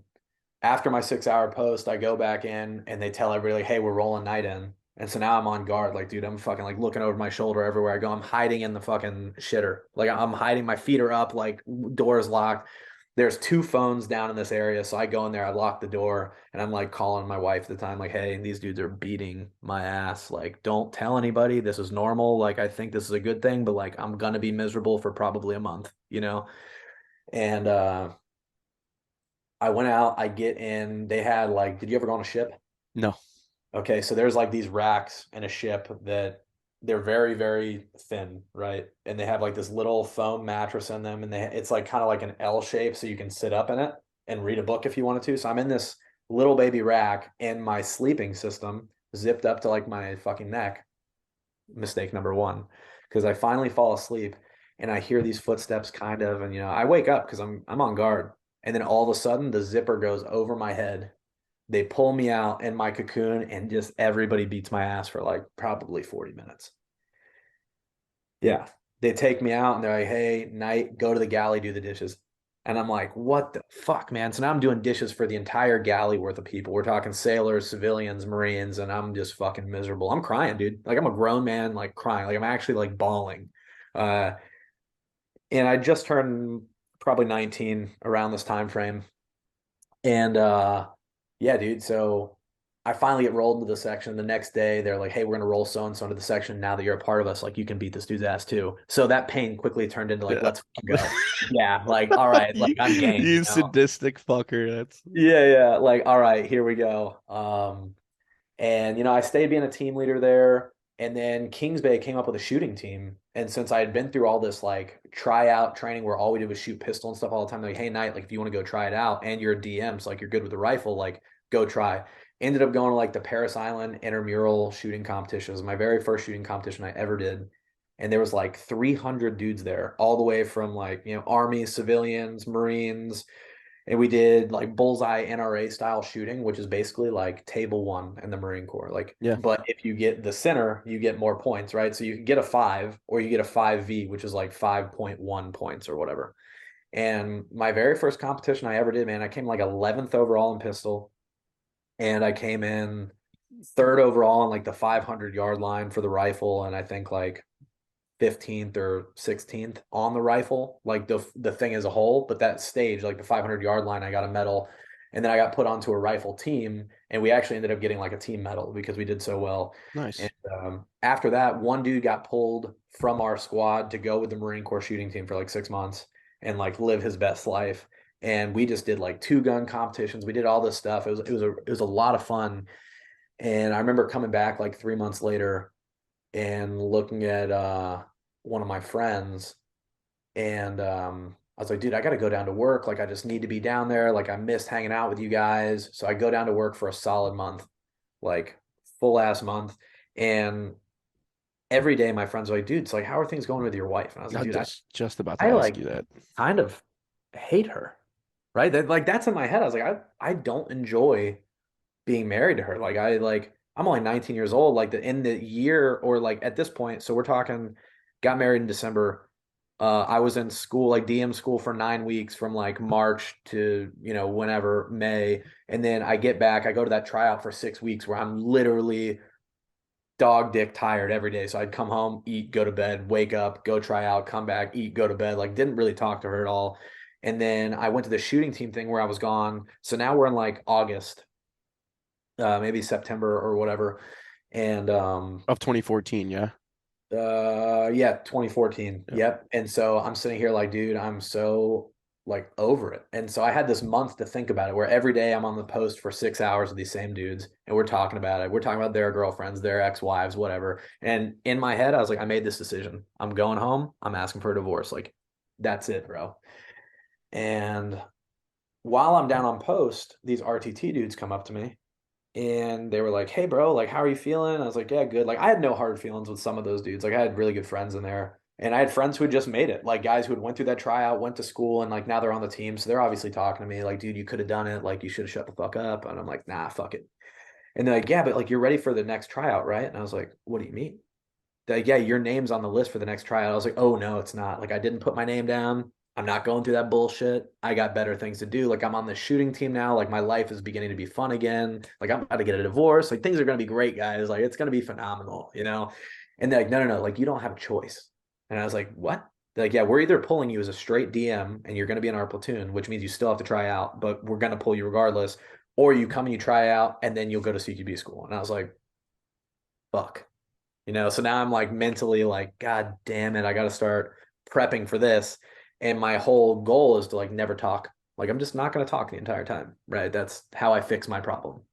And so I go home after this 30 days and I walk through the front door, and I'd been preparing this speech in my head about how like things weren't working out. Like she still isn't in school. She has no drive, like all this stuff. Like here I go, open the front door. She's sitting on the couch. I was like, "Hey, we need to talk." She's like, "Yeah, I know, I'm pregnant." And I was No. like, "No, you're not. It's impossible. It's not happening. There's no way." And she was.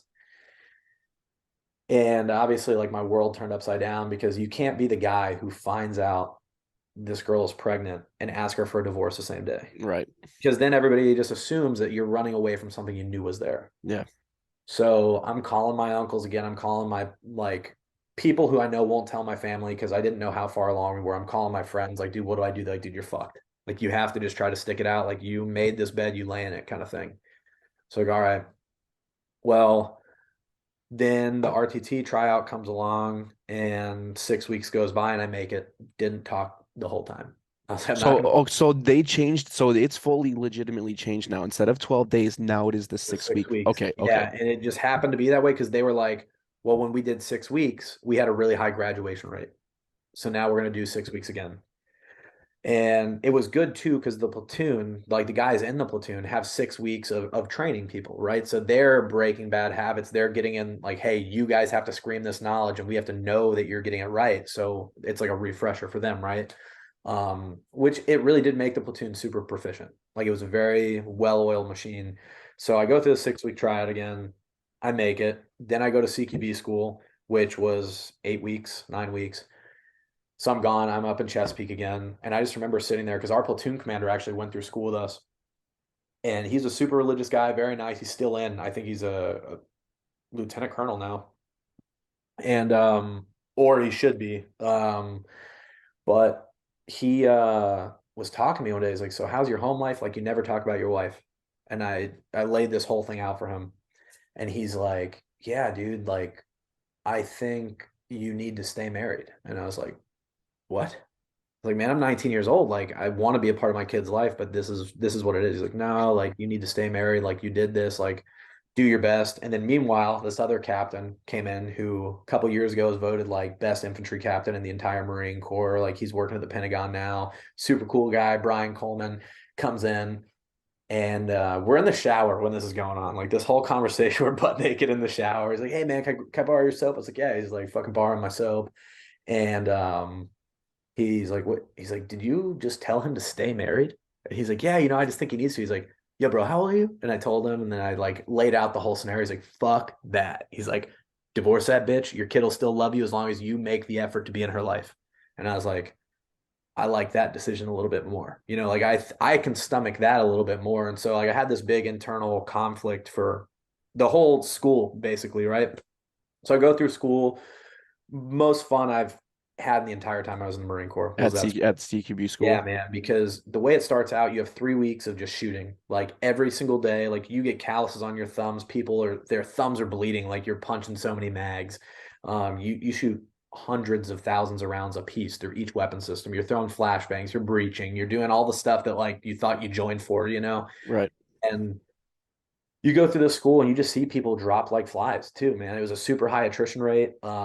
My drop, we got super lucky. Like the guys that I went to school with from Kings Bay, we only had one dude fail. And that guy, no one wanted to pass anyways. He was kind of like the outcast, who was like a little bit of a dick anyways. And he was going through a live fire shoot house and he spiked his rifle. Like he got mad, he couldn't figure out something, spiked a live rifle on fire, like condition one. Right. So obviously safety violator, you're out. Um, Learned a lot about marksmanship, a lot about tactics, learned a lot about teaching there. And yeah, it was great, man. So then while we were there, I got a call from the battalion medical staff because at one point throughout like the spin up is what we called it, but basically the tryout, I went to the doctor because I was like shitting a lot of blood, dude. Which, whatever. I thought it was a hemorrhoid or whatever it could be. And I get told like straight up, like, yeah, man, you have colon cancer. And I was like, dude, no, I don't. Like, get out of here. And I had it on speaker. My platoon commander heard it. His brother had died of colon cancer. So he took it super serious. Like, hey, as soon as we get back, you're getting colonoscopies. You're doing this. You're doing this. Like, you have to get checked out. So we get back. I schedule a colonoscopy. I go through the OJT process now for RTT, which it was like 10, 11 days for us, but it varies based on how quick you can grasp the knowledge. But basically, you have to memorize the tactics for 5 different structures and not only memorize how to say the tactics, but how to draw them on a whiteboard for the same reason. If some colonel comes in there and says, well, what would you do in this situation? You can draw the entire structure down to the ladders, the dead space, the No barrel, shit. the cranes, and then you can draw where the 1 through 10 man go. Wow. And to this day, I really probably could do at least half of them. So this is crazy because you're at this point now where like you're experiencing some like I guess like mental obstacle or like moral obstacle in the sense of the ambivalence and whether to get divorced or stay married for your kid. You've just completed all these things that you've like wanted to put yourself in this position.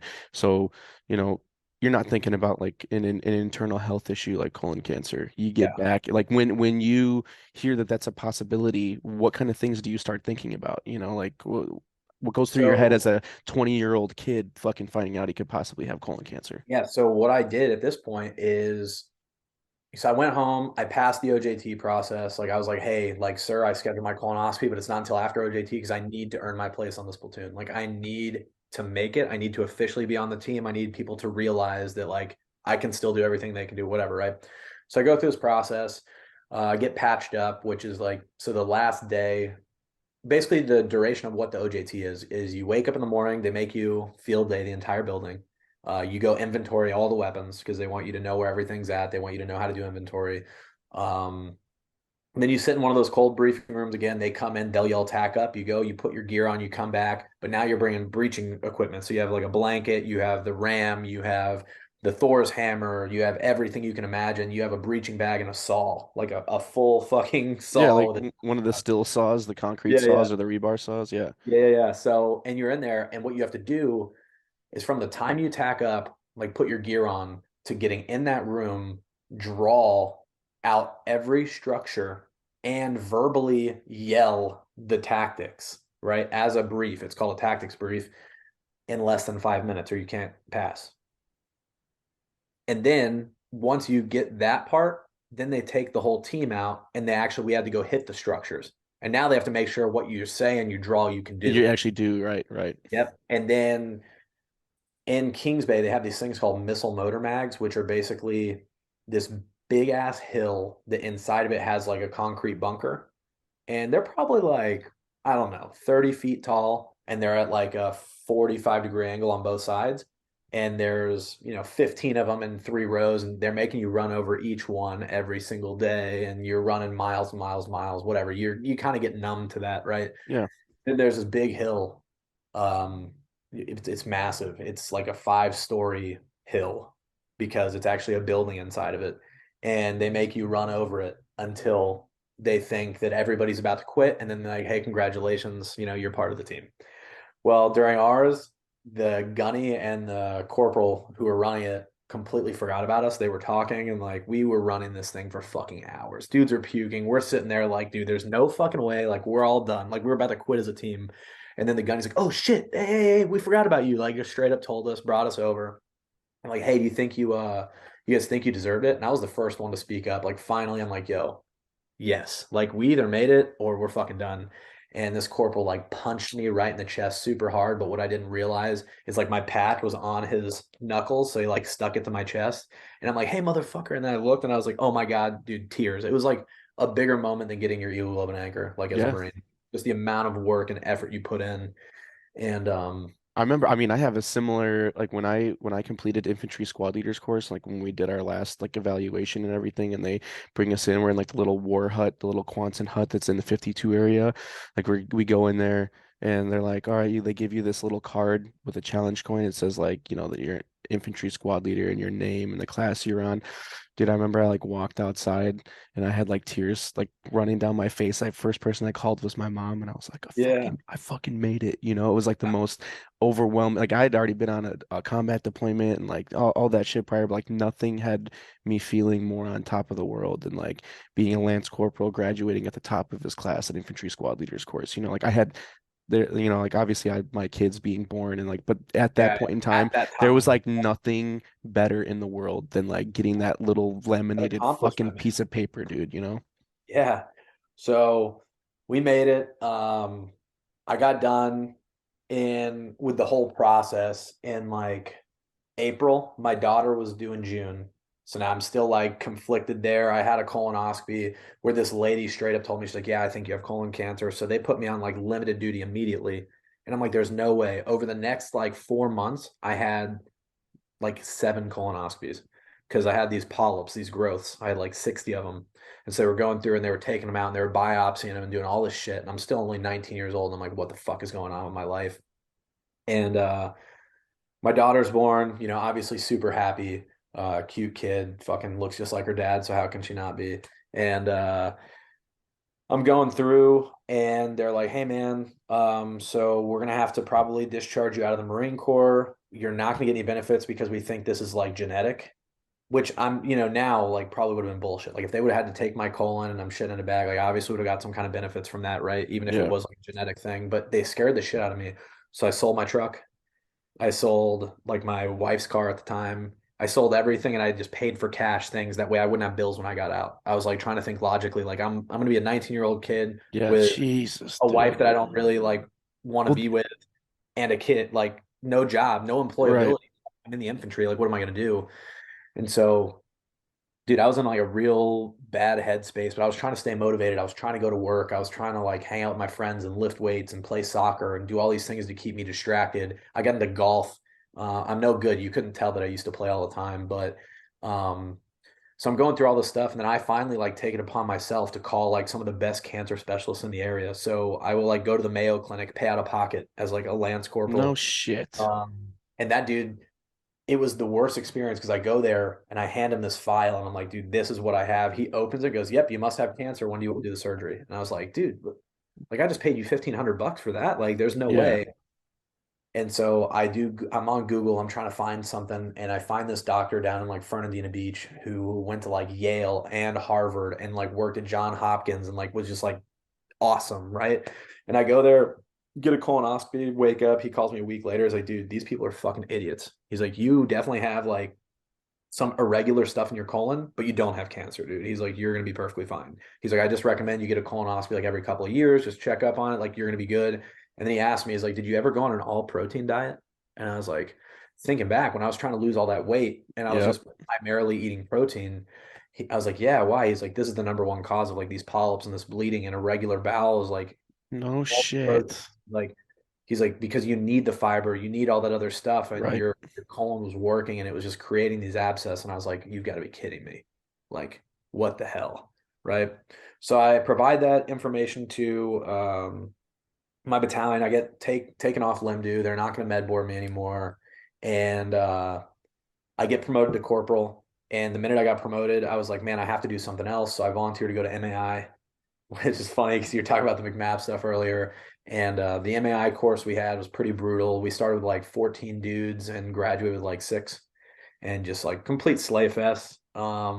Yeah, but when you go to MII course, you become a black belt, right? Like when you get done So with that MII one, course. no, so that was a green belt MAI course. Okay, And okay. it works is like you're guaranteed green belt. And then after every, basically when I go to belt up to brown, I would have to get a higher score than like you if you went to Brown if you weren't MAI, right? Like I would have to get like a 95 or something, or it was like a 90, and you would have to get like an 80. So just like you have to be a little more proficient, and it depends who's doing it because like my MAIT who got me to black belt eventually was like, you're not getting, I'm not belting up unless you get 100 because you're supposed to be an instructor, right? Which makes sense. Like that's logical.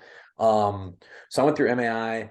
And I ended up being the gung ho because I'm just like overly happy all the time. And I'm like singing like all kinds of random Disney songs and stuff, like while we're getting slayed. And our battalion commander showed up, Lieutenant Colonel Pitchford, and he's like, he goes to give a speech, and like they called me up as the gung ho, and I got like this big wooden rifle that was engraved and all this stuff. And he's like, so I just want you guys all to realize that Corporal Knight here just recently had cancer, and he can pass this course. So you here, and I'm sitting here like, oh my god, like he put in so much work, like look at him. He looks sick. I'm like sitting here like, dude, I look pretty healthy. Yeah. Like, what's going on, man? Like, so they were like treating me like a cancer patient. Like Yeah. good job, buddy. Like, Yeah. Like congratulations. I'm pats very on the good. back that you haven't gotten like your entire career. Yeah, Like, yeah, oh, I exactly. should have had colon cancer in boot camp, you know? Yeah, and so I was like, that's fucking crazy.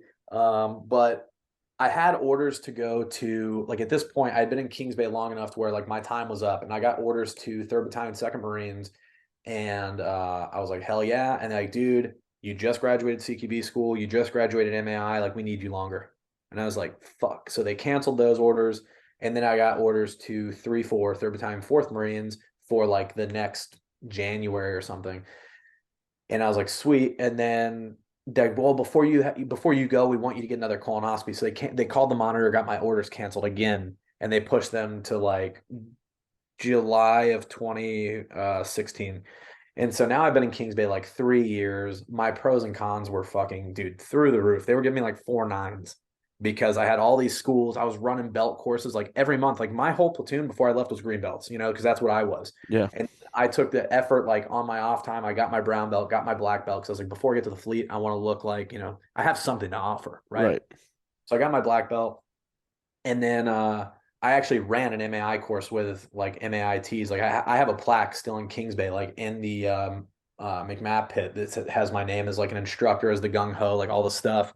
I actually went back like probably a year ago to see if it was still there, and it's pretty cool. But so I ended up finally going to 3-4, and when they were getting ready to cut my orders from the S1, I remember talking to the S1 chief, and he's like, "Hey man, so yeah, I'm gonna get you some accompanied orders." And I was like, "Yeah, man, go ahead and make those unaccompanied." And that's when I finally decided to like rip off the Band-Aid. I was like, I can't Really? anymore. I was like, make them unaccompanied. That way, there's not even a chance, and I can show this to my wife at the time, be like, "Hey, you can't come, like you actually can't." Like that way, she couldn't try to swindle her way into my life, like staying there. And I had been talking to a lawyer, and I found out that, and I'm sure a lot of active duty guys know this, but if you get a divorce with a kid on active duty, you basically lose most of your rights as a parent. So especially being in the infantry where you're expected to deploy, you're expected to be in the field. They're like, how can you have your kid every other week if Right. you're in California and all this stuff? Like, you'll get her like, it was like you can have her a month a year, basically, is what it equated to. And I was like, fuck that. So I ended up going to 3-4 as a geo bachelor and didn't officially get divorced, but we were separated. Like, she went, did her thing, I did my thing. And I lived in the barracks.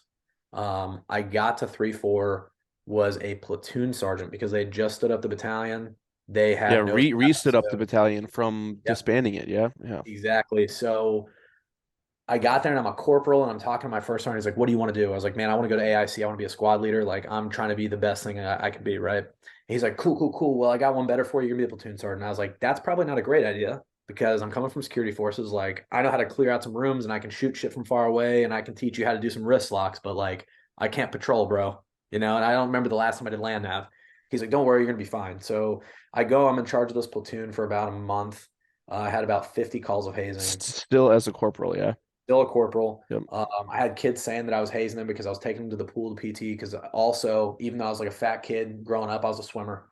Um, and now I lost a bunch of weight, so I was a better swimmer. And so I was taking these kids, doing pool PT, doing like run, swim runs, going to the pull up bars, doing like at this point in my life, I was doing 30 plus pull ups, no problem. So I would do like pull up pyramids with them where we'd go from 1 to 10 and back down. And I just had people like telling the first sergeant that was hazing. And I was like, man, all the shit I was put through in Kings Bay, and you guys can't even go on a 2 mile run out here. Yeah. I wish I could go back and like tell these people this so I wouldn't have been hazed so hard.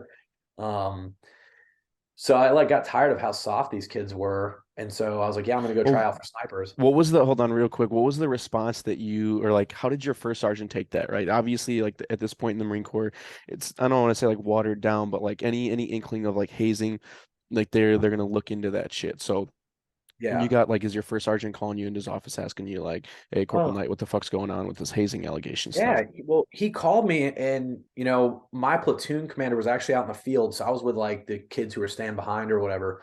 And he's like, yeah, it came to my attention that you're taking people to swim. And I was like, yeah, I am. He's like, well, are you McQuis? And I was like, no. He's like, yeah, so then that would be hazing. And I was like, no, there's McQuis's at the pool. Like they have to be there. We have lifeguards on duty. Like I made sure, like I even have a fucking ORM. He's like, you didn't know ORM? I was like, yeah, man, I'm an MAI. Like I know how to do risk management. So I did Yeah. this just in case. And I handed it to him. He's like, oh, well, yeah, I guess you're good. Like, see you later. Yeah.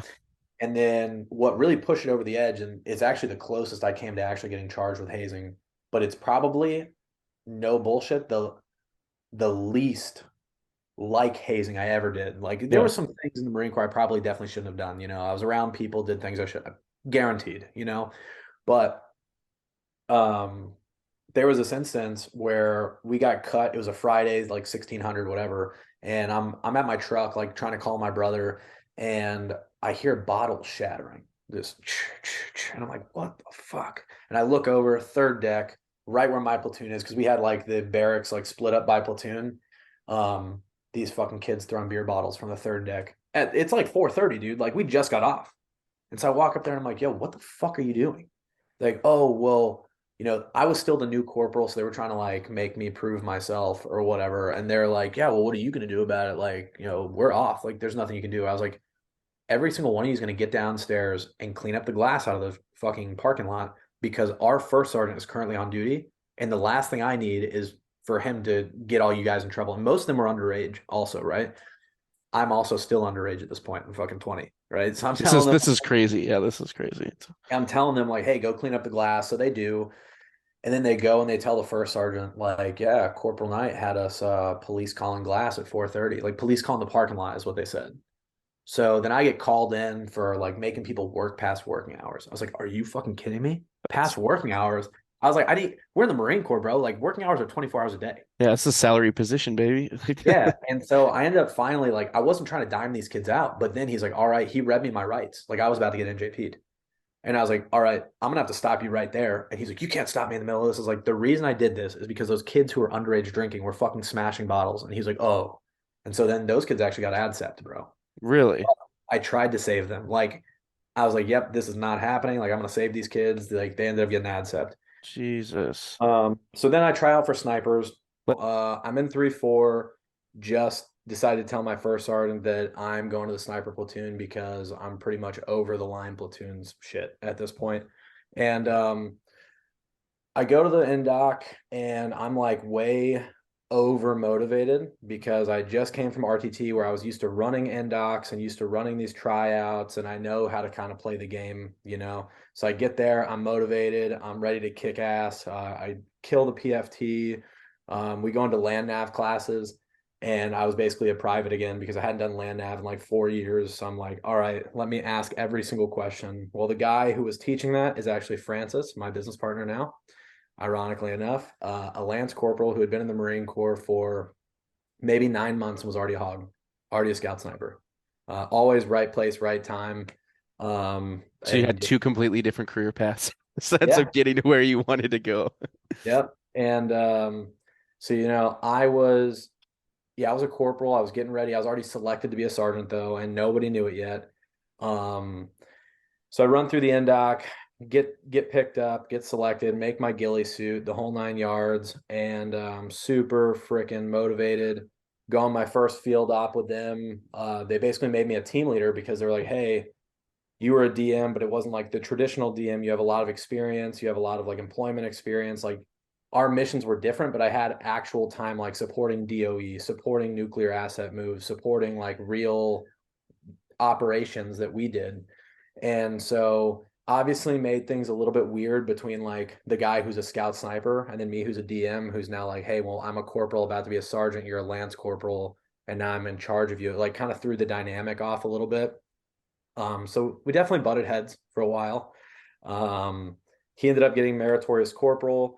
I went to pre-scout sniper in Pendleton Yeah, because shortly after being there. that's what I was going to ask you real quick was how that because I never I was in third LER, so out in 29 Palms, we only had designated marksmen. We never had a stay platoon or anything. So I was curious that do you guys send your dude like is there an indoc that's done in 29 Palms or do you guys go down to Pendleton to do scout sniper stuff? No, no, no. So we did the entire NDoc like in 29 Palms, like, running up sugar cookies, like all the mountains and everything, and playing in the backyard and going to the pool, doing the O course. The NDoc, ours was short, man. It was only 3.5, 4 days. But in that time frame, man, people were dropping like flies because 3-4 is a young battalion, a lot of privates, a lot of PFCs, guys who hadn't really been in the Marine Corps very long. So as soon as things got kind of hard for them, they're like, yo, dude, I'm fucking out. To the point where there was this private who I was about to be a sergeant. There's this private who I had convinced to leave Kilo Company with me because I'd seen him PT. He was a little shy, but kid was a stud. So I was like, dude, try out for snipers with me. You won't regret it.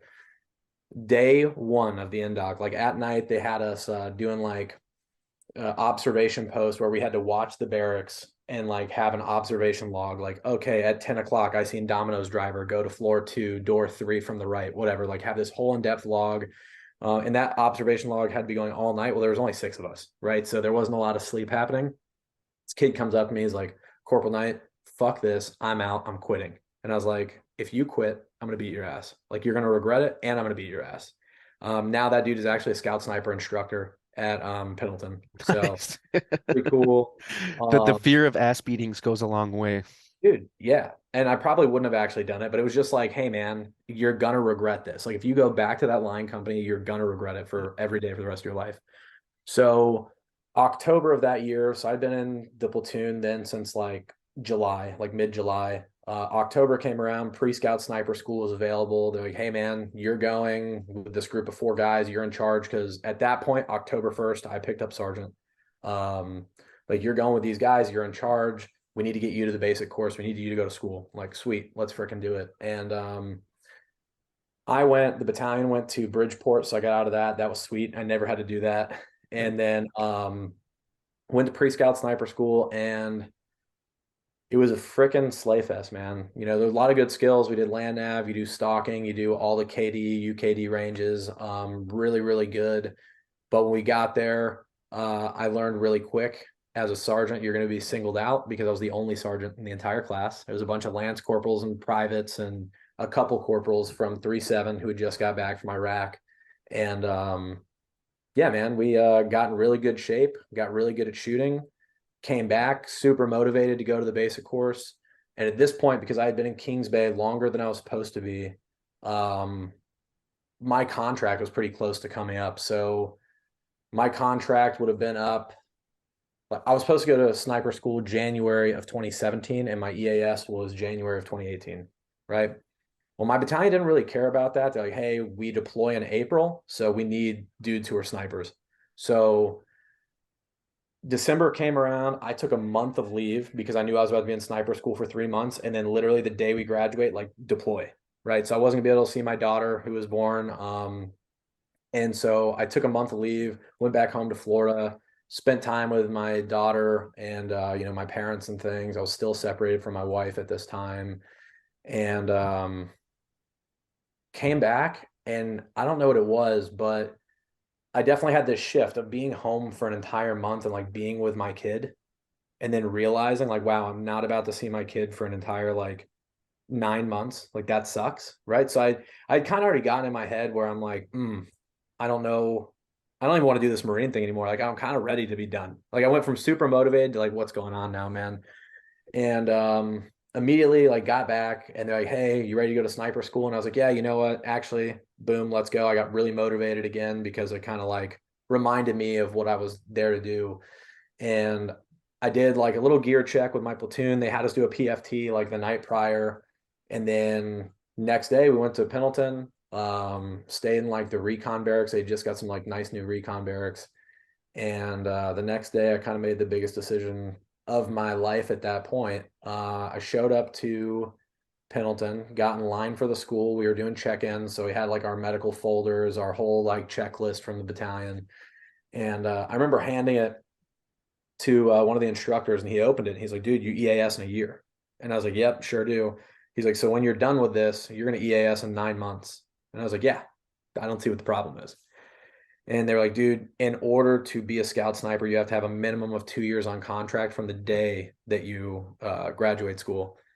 And I was like, yeah, I'm not doing that.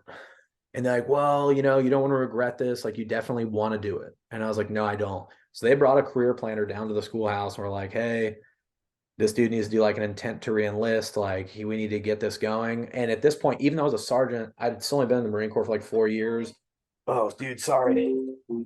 Yeah, that was Francis. You'll have to excuse him. No, it's all good. Um, but yeah, so I had never like heard even like intent to reenlist, right? So in my eyes, if I sign a document that says I have the intent to reenlist, like I'm gonna have to do it, right? Like that's where my brain is at. So I was like, yeah, I'm not doing that. And they're like, no, you have to, but like, hey, go run the PFT first, and then you can come back and we'll talk about your options.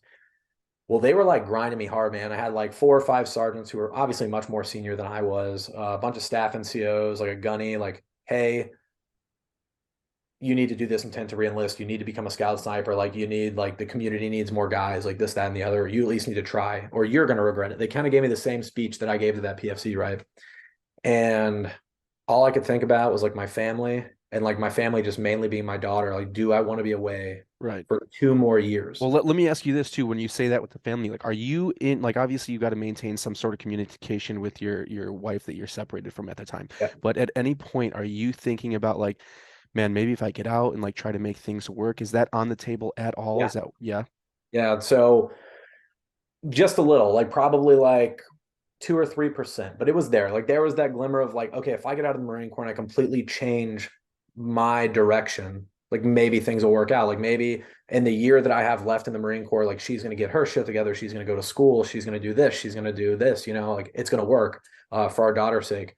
And so I fricking, I get down to run the PFT and, we start doing pull-ups and I get to like 13 and the dude double counted me for 2 pull-ups. I'll never forget. At this point in my life, I was doing like 30 pull-ups every time. But I got to 13 and I did the next one. He was like 13. And I did the next one and he said 13. And I stopped on the pull-up bar, looked him dead in the eyes. I was like, dude, what do you want from me? He's like, well, those didn't count. And so I was so belligerent that like I did one of those where you like lock completely out and then hang there. And I was like waiting for him to count it. And he said 13 again. So I jumped off the bar. And at that point, I made the decision that I was going to fail the PFT. And got down, did my crunches, went out and did the run. And I literally got to the 1.5 mile mark, stopped, took my shoes off, like retied my shoes, like was making a whole spectacle out of it, came back. And the only reason I actually ended up failing that PFT was because they had just changed the standard to instead of like a 235 or 230 to like a 240 PFT or something. And I like missed the mark by like 1 point. And I went in and kind of explained to them like, yeah, like, oops, I guess I was out of shape, like I was really like playing it up. And someone who was there actually gave me the opportunity to do my pull-ups again. They're like, listen, like we think you could do your pull-ups again and then you'll be fine. And I was like, oh no, that wouldn't be fair. Like me as a sergeant, I have integrity. Like, no, don't worry about it. Knowing full well that that is what would have happened. Like I would have passed the PFT and I would have been able to stay. Went back to my battalion. They reamed me, man. And they were like, you were the one guy we were expecting to pass. Like you like had everything going the right way. And I just made up the story about like, ultimately I didn't pass PFT because they just didn't count my pull-ups and the sage in the air was giving me like asthma thing, like whatever, because it was my slowest run time on record, the lowest like pull-ups I'd ever had on record. So they took me out to run a PFT right then. Boom. But when you got back to 29 palms. Yeah. Yeah. Yep. They were like, okay, well, you think it was just that. We're gonna have you run a PFT. So I had this really cool master sergeant who was like, wait, guys, I'll take him out. Like, don't worry about it. Like, I'll make sure he does it because he was the PFT grader. And I go out and I get up on the bar, like I'm ready to go. And he's like, whoa, whoa, whoa, Sergeant Knight, get off the bar, man. And I was like, what? He goes, hey, we've all been there. You had to make a decision. It's cool. Go to your fucking room. I'm gonna write down you got a 290 PFT. That's your score for the rest of your Marine Corps career. And I was like, really? He's like, yeah, you're good. So it kind of like absolved me of my sentence. Yeah. And after that, I actually somehow convinced my platoon to send me to McQuis. Uh, Even though I had just failed this PFT and like there was this whole thing, like we need a McQuis, like who wants to go? And I was like, yeah, I'll go. And they're like, are you sure you're gonna be able to pass? Like whatever. I was like, well, it's here in 29 Palms, like it's an MTT, like I'll be fine. And I went and I was like the honor grad of McQuis.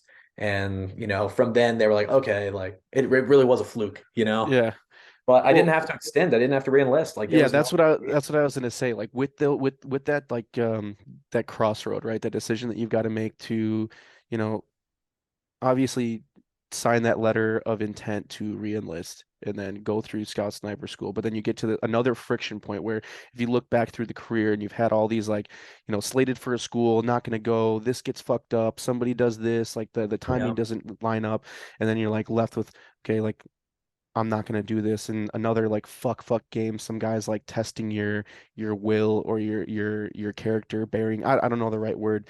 But like, yo, I can do fucking pull-ups, dude. Like, why aren't you counting my yeah, pull-ups? And it's just another one of those little things, like yeah, adding that straw to the camel's back, like yeah. that like I'm fucking done, dude. This is bullshit. Yeah, man, it was like I said, it was a big decision for me. And at first I was like, yeah, I did the right thing. Like, I still think I did the right thing, like in retrospect, but I came back, I went to McQuis and then we deployed to freaking Australia. And throughout that period between me failing the PFT for Scout Sniper School, and it didn't even count as me failing because they do it prior to training day one. So it never went on my record as me failing. There's no record of me even going to the school besides the checklist that I still have in my old tote of shit. Yeah. Um, we had like a mess night for only NCOs out in the field. And long story short, the gunner really, really liked me. And he's like, hey, Sergeant Knight, I know that you were once like on the shooting team for Kings Bay. Do you want to do the shooting competition in Australia? And I was like, yeah, sure. What am I going to be doing? He's like, well, I need you to represent snipers and be like the guy. And I was like, okay, well, that would have made sense when I first got here, but now we have like 5 hogs in the platoon. Like, let one of those guys do it.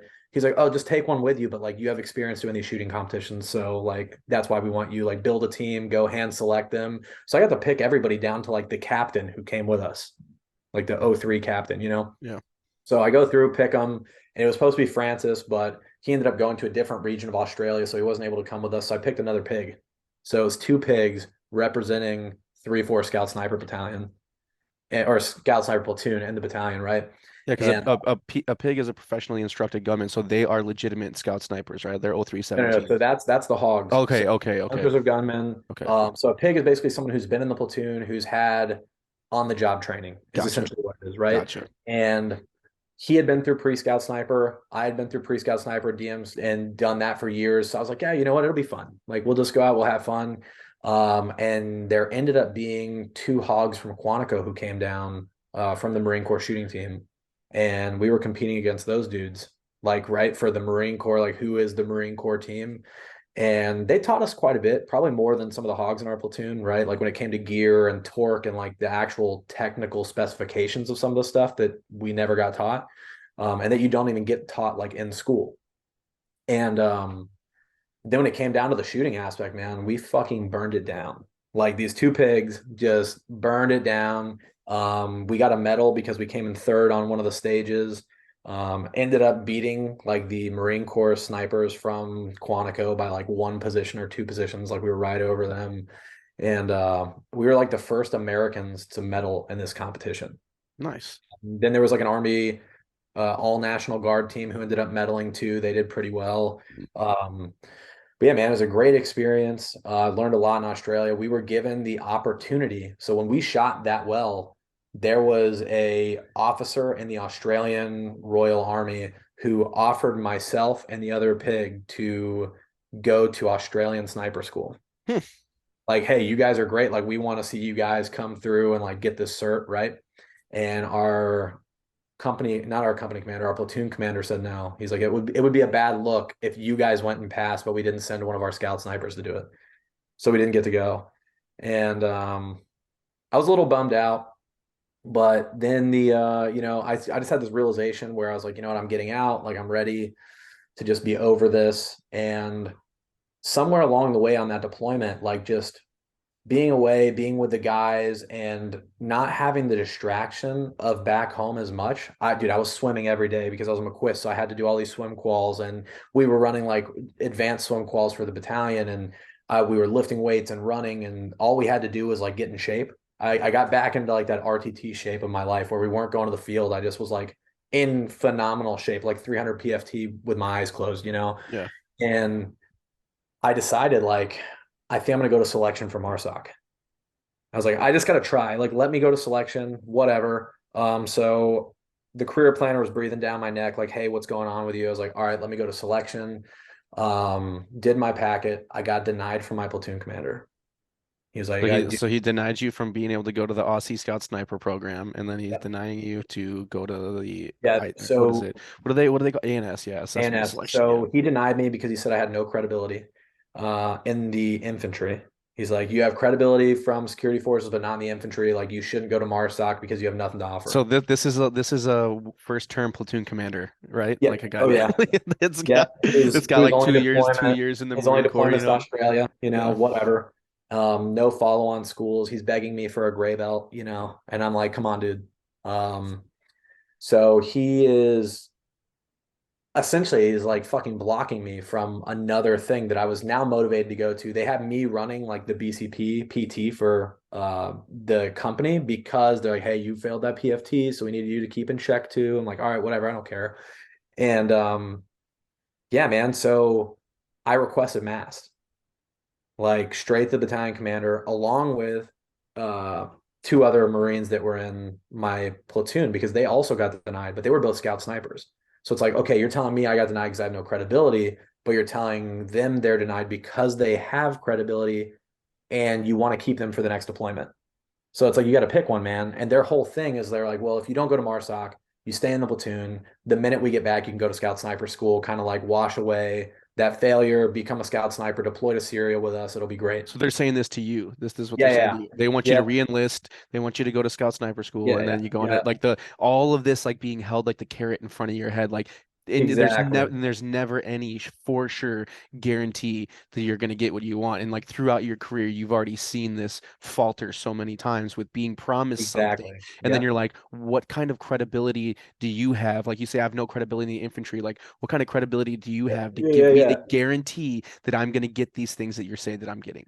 Yep. And so I went through this whole process of requesting mass. You know, my first sergeant, my company commander, all these people are like, "Are you fucking kidding me? You're requesting mass, and you're telling junior Marines to request mass with you? Like, you're a sergeant. You're supposed to set the example." I'm like, "Yeah, that's why I'm doing it Yeah. because you shouldn't be ruining their careers because you want to take them on a deployment. You should just actually train your guys so the junior Marines that don't want to go to MARSOC can go to school, pass, and deploy." Yep. Right?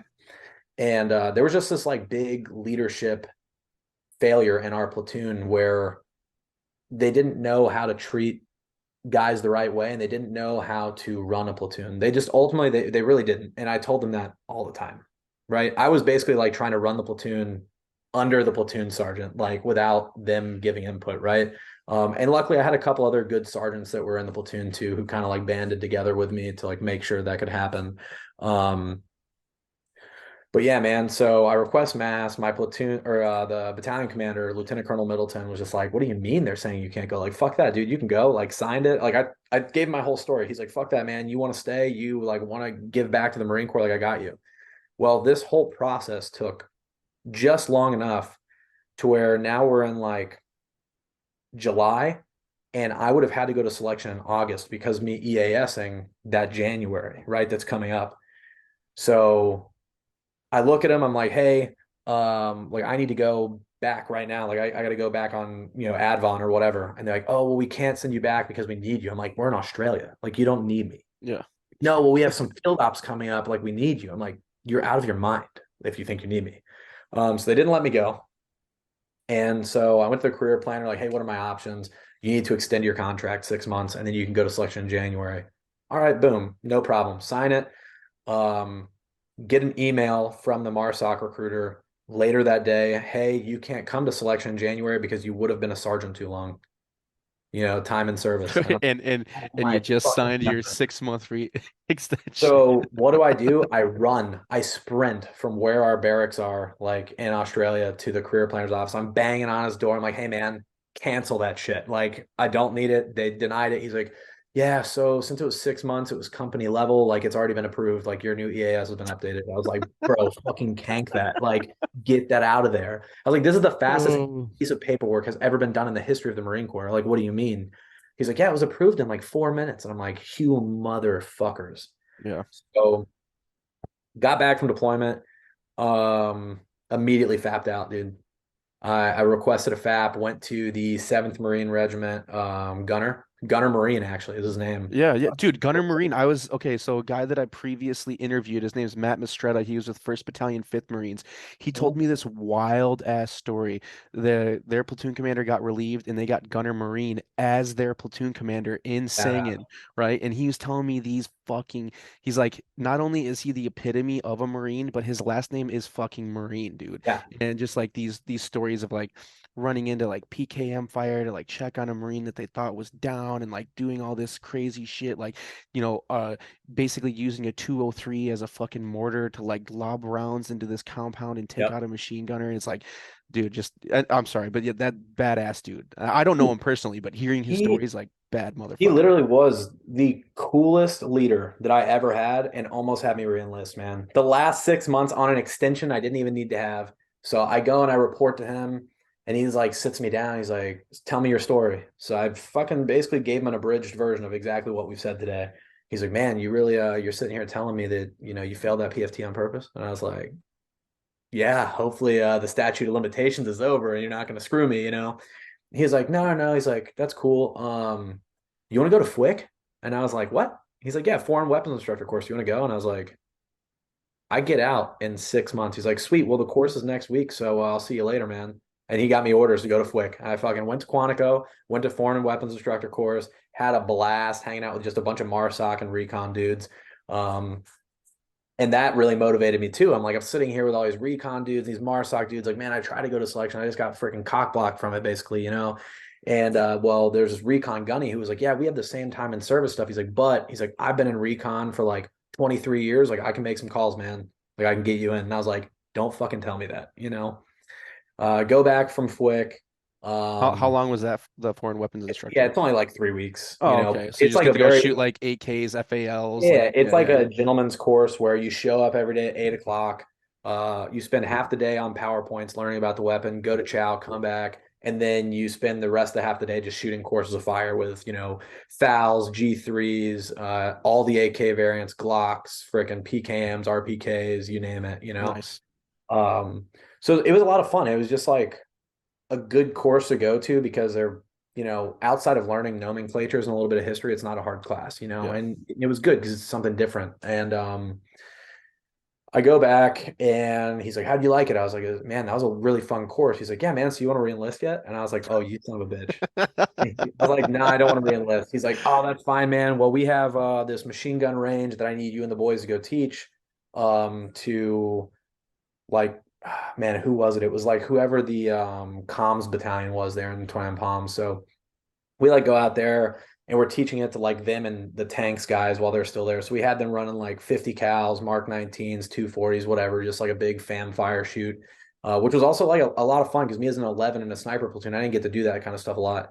So we got to do all that. And then, came back from like a week or two of doing that. And he's like, hey, man, so you want to re-enlist yet? And I was like, no. He's like, all right, cool. Well, I developed this like T-SALT class. Like, do you want to go over it with me? So we looked over it. He had us go teach it to like this task force who was supposed to be deploying with the regiment, like headquarters battalion. And then he's like, hey, Sergeant Knight, are you a coach? And I was like a CMC? He's like, yeah. No, not a chance. I don't ever want to go to that. He's like, sweet, you're going Monday. I was like, when is that? Like, when does this course end? At this point, it's been a couple months. And he's like, yeah, it ends April 27th. And I was like, dude, I get out of the Marine Corps May 1st. Like that is my terminal leave date. He's like, oh, so you're mean to tell me you can't check out of the battalion in 3 days? And I was like, well, I mean, I guess I can. He's like, yeah, go. You'll thank me later. And I was like, all right, whatever. So I go to CMC, highest I ever shot on the rifle range because I just legitimately did not care. Like I was just sitting there in the standing, just sending it, like just combat stance, just sending it, boom, boom, boom. And I didn't set any records or anything by any means, but I shot like my total score on like the rifle range out of 350 was like 347. There, yeah, It's like fuck yeah. something stupid, man. Yeah. Um, so I ended up being the honor grad and the high shooter of that course. And the gunner who was in charge of the MTU at the time, Gunner Skinta, was like the Marine Corps' freaking oldest scout sniper at the time.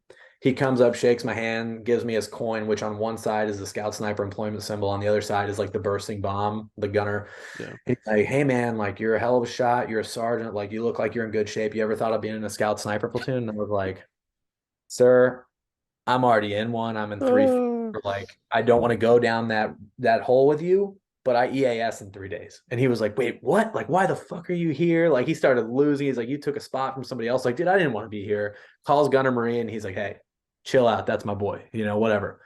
And then he was in the middle of changing with another gunner. They were doing like handoff. So I checked out of the Marine Corps, man, went on terminal, came back home, and the transition shit hit me real fast because I didn't really I was gonna say, let me cut you off real quick because it's like you get out of the Marine Corps, you just got finished with this course. Obviously, I'm sure like where you're at now, all those courses that you got to do like will have some, benefit for impact. Yeah. where you are now. But where like the negative side, when I'm thinking as you're saying this, like 3 days to check out of the battalion, that's like turning your SIF gear in, then they tell you that like a part of your flak jacket has a stain on it, so you got to take it Yep. back and like scrub it and clean it, and then you're running around to like check out of here, get all your medical shit done.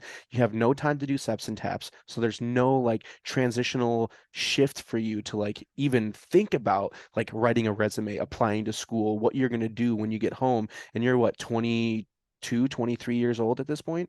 Yeah, I think I was 23 going on 24. And I did get to do taps, which they called Okay, TRS when I was going through. I did it okay, kind of like that whole FAP period, and it was like 2 weeks or whatever. I did it in between like that machine gun range and my CMC okay, class, right? gotcha, gotcha. Um, But I thought I had it all going on, and some of my life kind of sounds crazy. When I was in Australia, long story short, kind of backtrack, I got caught singing in the shower one time, and I'm a pretty good singer, right? So this dude comes up to me.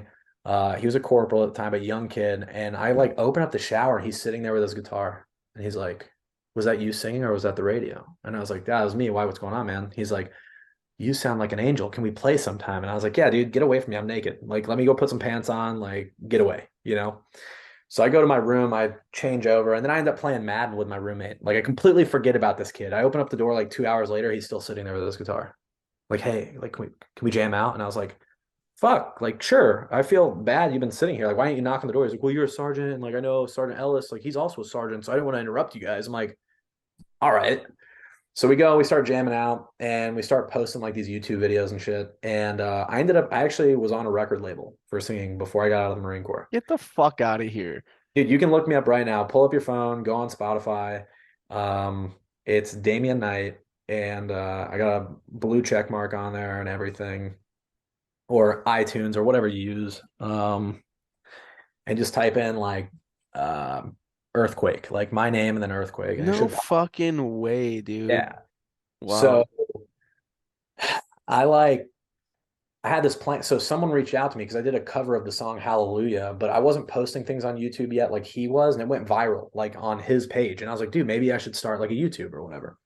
None of my videos ever went viral, but it was like that one hit the algorithm and it rolled, right? So I got contacted by this like little record label called Heart Songs for Veterans, and they also own something called Victory Music Yeah. Buzz. Yeah. And so I was signed to both of their labels. And I got out and I had this whole plan of like, I guess I'm going to play music. Like, it's going to be fun. Like, they flew me out again right after Fwick. They flew me out. I recorded What Country Means to Me, which was like my first song I ever did. Played at a bar. Like, it was a really good time. And so I'm like, man, I'm going to be like this famous singer. This is going to be great. This is going to be so easy. This is going to be amazing. And I got out in May, and I got my first job at a gun store in May, at like a range and gun store, total gear queer store. Like, if we're being honest, Yeah. I actually almost didn't like it because of like how gear and clone guns and all this stuff they were. Yeah. It represented everything I was trying to like leave at the time. And I also waited tables at the Olive Garden Okay. and made bank there, dude. But didn't have a lot of time for my kid because I had two jobs and I was trying to do this music thing. So decided to quit Olive Garden, just do the gun range and music. June of that year, I went to Nashville, played some cool concerts, opened for some cool people, Get the fuck out of here, dude. met a lot of guys that you've probably heard on the radio. And I got to hang out with a dude who is Eminem's bass player, who now is trying to be a country music singer. His name's Kurt Chambers, and his logo is like a revolver and it says one in the chamber. Like, that was cool as shit. Yeah. Um, it was like I was living a dream for like a short period of time. And I played all these original songs and people really liked them. So I was like, hey, let's release this album. And like, cool, we can't do it yet though because of XYZ. So I just decided to do like a Kickstarter and do it myself. So I ended up dropping the label and ended up having to pay them a lot of money, right? Because I didn't read anything. And I just kind of, once Yeah. again, did the contract, just fucking did my own thing. And so I worked at this gun range, decided to go to school, enrolled in Flagler College, which is a private college here in St. Augustine, decided I was going to be a marine biologist. You know, I just love the ocean. Scout And sniper, country music singer, fucking healer of sharks, like yeah, yeah, right. So I went through all this stuff and somewhere along the way realized that one, I didn't want to work at a gun range because people were like shooting themselves in it, yeah, right? Like, we had dude, so many accidents. Like, I'm getting paid $10 an hour and I've now had to like put tourniquets and stuff gunshot wounds. dude, Like, not even that. We had the range that I worked at when I got out. We would used to rent firearms, yes. and they people would come in, rent a firearm, go into the range, and fucking smoke themselves, dude. Yep, we had that too. And that to me, I was like, you know what? I'm good with being here. Like, I'm fine. We had a dude rent a Daniel Defense M4A1. and then walk out of the emergency exit with it. So then I had to go out there and I'm like, hey, dude. And he went to like present his gun. So I'm drawing my Glock in the middle of Jacksonville, Florida. Like, dude, get the fuck on the ground. It's like, what am I here for? Like, I'm getting Yeah. paid 10 an hour, Yes. man. Yes. Hell no. Um, so quit that job, quit the other job, started school. I'm like, I'm going to be a full-time student. This is going to be great. And immediately was overwhelmed, like with the amount of school that I was doing. Like, I felt like I had less free time. And so I was like, dude, I may be able to be a student, but I can't be this kind of student. Like, I'm not a scientist. I figured out real quickly, you know? And so I decided to sign up for the National Guard's Special Forces Readiness Evaluation that they host. It's just like a weekend event where you go out, you do a PFT, you do a 5 mile run, you do like a unknown distance ruck, and you do like a little team event day, and you do like a history test on Green Berets. Like, do you know anything about them? Went out there, and I was actually out there with this woman who became the first female Green Beret with 20th Group. Her name was Agni Areki, total freaking superstar. And I remember going into the squad bay at Camp Landing, wearing my Marpat frogs because I was like, what do I wear? They're like, whatever you want. And I was like, well, I'm wearing frogs. I'm not wearing like normal camis. Fuck Yeah. that. Yeah. Yeah. So I go in there and I look around and I see this woman and I'm like, this is about to be a breeze. They let women in here? Like, pff, bet. You know, that's where my head went from being like the testosterone filled Marine in the infantry. And I'll never forget our 2 mile run, dude. Like, I thought I was fast at the time because I had trained for this a little bit. And my 2 mile time was like 13 minutes, which is not fast by any means, but it's not slow. And I just remember seeing her off to the side, like not sweating, cooled off, comes over, pats me on the back, and is like, good job. And I was like, how fucking fast did you just run? Yeah. She's like, oh, I think it was like 9:45. And I was like, Holy my shit, God. dude. And then when it came to like upper body stuff, like I could do more pull-ups than her, I could do more push-ups than her, but like cardio, this lady was a fucking phenom, dude. When it came to like the unknown distance ruck, they in the army, they don't say it's a ruck run, they say it's a ruck march, right? And they actually tell you for safety reasons not to run. But I'm vertically challenged, man. Like even through all my growth spurts, I only hit 5'9", you know. Yep. So when I had to ruck run, like in the Marine Corps, like I had to run, you know, and like for the Army Green Beret stuff, like I had to run to like keep up and meet the times and not feel like I was gonna fall behind. So I remember the morning, it was like super foggy, super hot and humid, and I'm running my ass off. Even though the safety brief literally just told us don't do this. And I'm running my ass off. And I get to the turnaround point and I'm still going. And in my head, I'm like, man, I haven't seen that girl, but I've seen everybody else. I'm like, where the hell is she at? And I know she's not in front of me because I made it a point to sprint until my heart was about to explode out of my chest because I wasn't going to get beat by a girl on a ruck. And all of a sudden, I just hear like the little pitter patter of feet. And I look back and I just see a ponytail swinging. And I was like, oh, hell no. And I ran as hard as I could for the rest of the fucking thing. And I only beat her by like 4 minutes, dude. And I was about to die, and she came over and she's like, wow, you can ruck way better than you can run. And I was just like sitting there, like, please leave me alone. Need a minute to like sulk, to like just have some self-pity here Yeah. because you're in great shape, right? Um, so I went through that. I got selected to do the Green Beret program. I enlisted in it's called a Tri-1 contract that all Marines can do, or all prior service can do. So basically what it is you have 1 year to go to selection, go to airborne, and then re-up to go to the Q course, right? And I was like, man, that's great. Like, even if you fail selection, like there's only 1 year commitment. Like you're Yep. out, right? Well, from the time I got out of the Marine Corps until this point, I tried to work on it with my ex-wife for about 4 hours, right? And then I found out some like bone-chilling news that the whole time I was in Kings Bay, she was sleeping around. That's when we still lived together, right? And in my head, when she told me this, I was like, oh, well, that must have been like while we were separated, right? Like you were whatever, and we were separated. And she was like, no, no, no, it's when we lived together. And I'm like, you could have lied about that. Like you could have just said it was while we were separated. Like, what's going on? She's like, well, I really wanted to just like be open and be honest and like reset everything. And I was like, I can't even look at you right now. Like, get the fuck away from me, Yeah. right? So we officially decided to get a divorce, but it was dragged out so long that from the time I did the like Tri-1 contract and went to drill a couple times, basically they refused to put me in training until my divorce was final. Hmm. They're like, listen, because they had a guy in 20th group who was a total stud who went into the Q course. Like he had been selected, went to the Q course, and I think he was doing the 18 Delta pipelines, which is the longest and hardest one. And he gets like all the way to the end, and his wife was kind of like, "Hey, you haven't been home. I'm gonna leave you and take the kids if you're not back by Monday." And he's like, "Well, I graduate in a month. Like, can you fucking hold on?" And she's like, "No, you have until Monday." And he made the decision to go home. Jeez, dude. And After he all got that he got work. like a DNR, like do not return. No So he couldn't go shit. back. And so he ended up eventually getting divorced with this lady, and he's not a Green Beret. And so now at least that portion of the 20th group does not let people go. Like if you're If going, it right, right. because they've seen firsthand what it can do. And so they're like, yeah, man, like you just let us know, like when you feel like this whole thing is settled down and like you're ready to go. Well, that was October of 2018. My contract was up October 2019.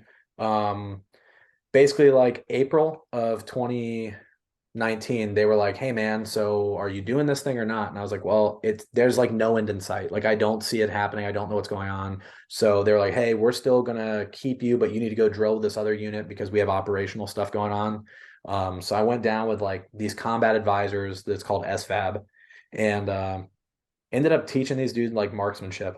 Like I went there and they had just gotten RCOs, and we went out to the rifle range and none of them could qual. And I immediately like cleaned their qualification because I just knew how to use an RCO. Yeah. Like, oh my God, like, how do you know how to use an RCO? I was like, dude, just call your coaches over here and have them teach you. And they're like, we don't have coaches. What do you mean, coach? And I'm like, oh shit. So I ended up becoming like our informal coach for that company. And they sent me to SEER school. So I got to go to SEER school. They sent me to JFO, Joint Fires Observer. Yeah.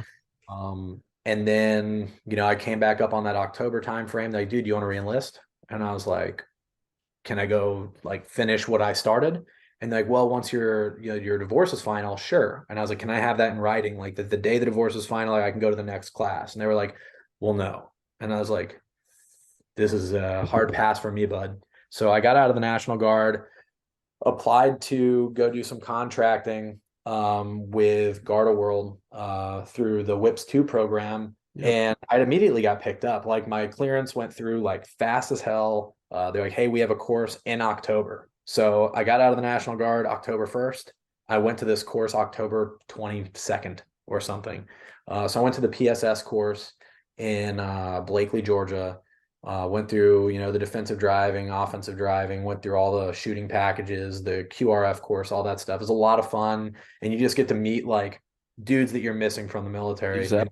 That's everybody said that same thing. All my buddies that went contracting. Actually, I had a contract with Aegis and I backed out of it Yeah. because of the kids. I was like, I don't know, I was just like trying to live in the glory days or something. This is a few Mhm. years after I'd been out and I was like, I'm gonna go Yep. do the contracting thing. And then I really started to think about it. I was like, fuck, dude, they want me to go to like Africa or go to this is before Kabul had happened. This is probably like, I don't know, 2017, 2018 time frame. Yeah. It just I don't know. I backed out of it. I was like, I can't. Regardless of the amount of money, dude, I can't leave Yeah. two kids here and possibly take like a fucking mortar shell or like a stray RPG and fucking smoke me Yeah. or Yeah. something. Yeah. So I had applied. Like some dude hit me up on LinkedIn, and then I sent in the application, and they hit me back up, and they're like, "Yeah, you're qualified to be a DDM, which is a defensive designated marksman." And I went back through and I looked at it, and it's like, scout sniper, special forces sniper, Navy SEAL sniper, like all this stuff. I'm like, hey guys, I just want to let you know, like I never got that sniper cert. Like I was just a or a designated marksman with the security forces. And they're like, yeah, well, we looked at like the TNR manual, and yeah, you do the same stuff, man. So as long as you come here and pass, like we'll approve your bio. And I was like, all right, don't ever tell a scout sniper that because I'll get my head chopped off. Yeah. So I go through the normal PSS course. We graduate in December. And remember, I just got out of the National Guard because my divorce had no end in sight. It ended up finalizing that December. Yeah. Just all of a sudden, it was just like, yep, cool, we're good. We'll sign. And I'm like, fuck. Right. Well, shit happens for a reason. Um, then, I came back January to Florida. I was going to school at UNF. Like somewhere along the way, I had enrolled at UNF. I was playing D1 rugby at No shit. yeah, I was a hooker, number two. Nice. This was going into my second season there. And then COVID kind of hit, right? So it was January. I came back to school, started the semester because they're like, hey, you're not deploying until like May. Like deployments are way pushed out. I was like, cool, I can finish another semester, play a whole season of rugby. Like it's gonna be fucking awesome. Right. So I go back, I'm playing rugby. Sometime in like February, we were playing FAU, like Florida Atlantic University, another D1 college, and I broke my collarbone. I like completely, well, I didn't break my collarbone. Basically, I separated my AC joint. And so it was super painful. My collarbone was super raised. I still have a little bit of like a step there. And the Department of State, like aid or Garda calls me and they're like, hey, so are you available to go to the DDM course now? And I was like, guys, I just separated my shoulder. Like, there's not a chance in the fucking world. And they're like, well, if you don't, we're gonna have to deploy you as normal PSS, dude. But if you do and you can pass, like, you'll get paid. It was like $270 more a day. Yeah. And I was like, dude, I have to do that. Like I literally have to. So I was like, is there anything timed? Like, can I shoot lefty? Like I can probably learn how to do it, right? And like, no, there's nothing really timed, so you can try. I was like, all right, cool. The school got pushed a couple weeks, so my shoulder did have some time to heal up a little bit, and I was still going and supporting my rugby team. And like a competitive dude, um, 2 or 3 days before I left for that course, I was watching a game. We were playing FSU, and the dude who replaced me came down with COVID, so he couldn't play. And my coach was like, Damian, is there any way you can play this game? And I was like, I guess I have to. Like, so now I'm playing, and the whole time, like, there's videos on YouTube where I'm like guarding my right side, like heavy, like actually pulling out of some tackles because I'm like, dude, I know that if I hit someone with this, like, I'm out. I'm out of the Yeah. game. I'm not going to the school. But we played. I'm not sure if you're familiar with rugby or soccer, like yellow cards and red cards. Yeah.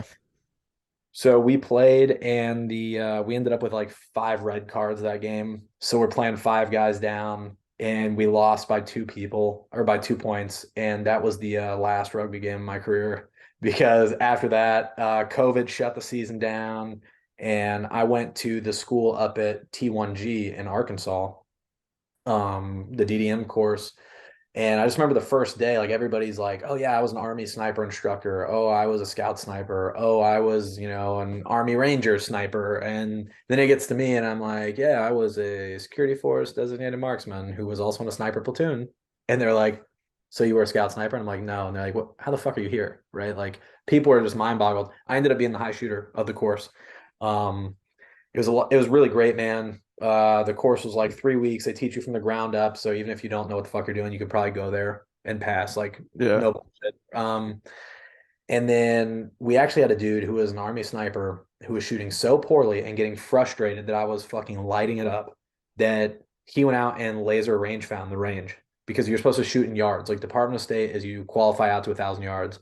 Well, all of us had passed the course, and he wasn't. He was on his third try. Like, hey, you have the like third and final qual tomorrow, and if you don't pass, you're going home. He went out and laser range found out it was in 1,000 meters, not yards. Got the whole course canked. We had to move ranges. Everybody had to restart from zero.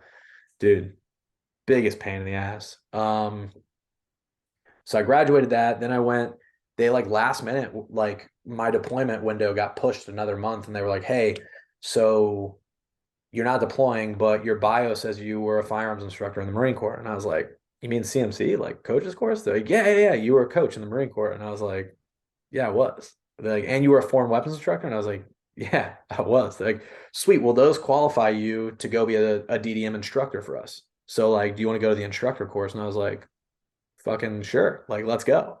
And so I was there with dudes who had been contracting for like 10 years, who had just finally got a bio approved.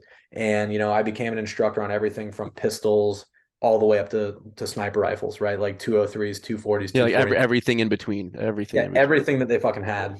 And yeah, so as soon as I got to Kabul, like I was getting paid more than like 90% of those dudes. I had more, they call it cleanse, but I had more jobs than like 90% of those dudes. And they're like, dude, like how long were you in the military? Like, how old are you? And I was like, yeah, I'm fucking 24 or whatever. And they were like, what the fuck? And I was supposed to be there for 3 months. The rotation was like 105, 35 or whatever. Yeah. Ended up being there for like 8 months because there was no flights in or out of Kabul. Oh, Like, that's because of when fucking COVID hit hard. COVID. Yes. Yeah. Yeah, so made a lot of money. Um, got in great shape, dude. Like all you do out there is lift. Like even during like your post, because I was I was in an apartment building just overwatching the city, right? So as long as one of us was up there, we'd rotate. Like, hey, dude, you go lift, and I'll lift later or whatever. And I hit up the National Guard again. I was like, hey, I'm divorced. Like, can I come back and go to selection? And they were like, is that what you want to do? And I was like, yeah. They're like, well, you're gonna have to do at least like a modified 1 day tryout. Um, and that was in Alabama. Florida had basically said, like, hey, you're gonna have to restart this whole process. We'll get you to selection within a year. Alabama was like, dude, if you come over here and you pass everything, we'll send you to selection as soon as possible. So I got back from Afghanistan like December 1st. And then I went to one of my best friends from rugby. He had a surprise birthday party December 17th. That's where I met my wife. It turns out to be his sister. And so pretty great.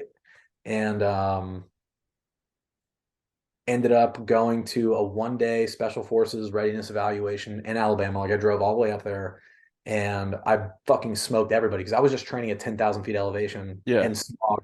And then I came to Alabama, like beautiful weather. It was like kind of chilly, like completely smoked, best shape of my life. Re-enlisted January 13th and I went to selection And February is this 2020 or 2021 at this point, probably, this yeah? 2021. Okay. So let me Yeah, let man. me ask you this real quick. Like obviously, like during your Marine Corps career, like you got your deployment to Australia, right? Like did you feel during that time, like, obviously going the security forces route and you got like a really solid resume through the things that you were able to do while you're at security forces, but that 3 years spent at Kings Bay prevented you from being in the fleet and that gave you like that missed window of getting a combat deployment while you were in Oh the yeah. right. And every Marine, especially every infantry Marine, that's the goal, right? That's the Super Bowl. That's what you fucking train to do. And when you don't get that opportunity, did you feel inadequate about like, Yeah. you got all these, tools in your toolbox or like all these things that you have, within Yeah. your arsenal, but you don't have that one thing that like, like even if you didn't, have a crazy wild combat deployment, but getting to say that like you got a campaign ribbon and you went and you did operations and blah blah blah, Yeah. and like not having that, did that kind of fester inside of you, which led you to want to more so go and do the contracting thing?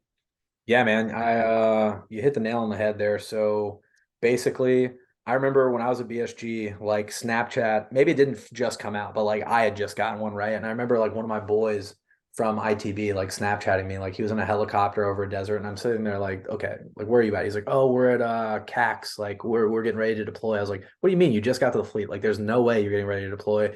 They ended up being like one of the last rotations in Afghanistan. Like one of my boys got blown up, so he had a Purple Heart. Like they all came back with combat action ribbons, and here I am, like 4 years later with 3 ribbons. Like I got my good cookie and I got a muck, and I'm like, bro, what the fuck? Yeah. And on paper, like you look at both of us, and I have way more training. I should be way more deadly. Like I have all this shit that I haven't got to use. And so yeah, when I had the opportunity, and they're like, yeah, you can go to Afghanistan, and I was like, well, I'm not going to be like one of those like ECP guys, right? They're like, oh no, because they count, oddly enough, they count RTT time as high threat time because it counts as a full-time SWAT team. Because we were always condition one, like we did do missions or whatever. Hmm. So like I just gave them my DD 214. I gave them like all my cert comms and all this bullshit that I had. And like, oh, dude, you have 36 months in combat? And I was like, no, I have 0 months in combat. And they're like, no, but it's like high threat, like combat time. And I was like, no, I don't know if you're reading this right. I was in security forces.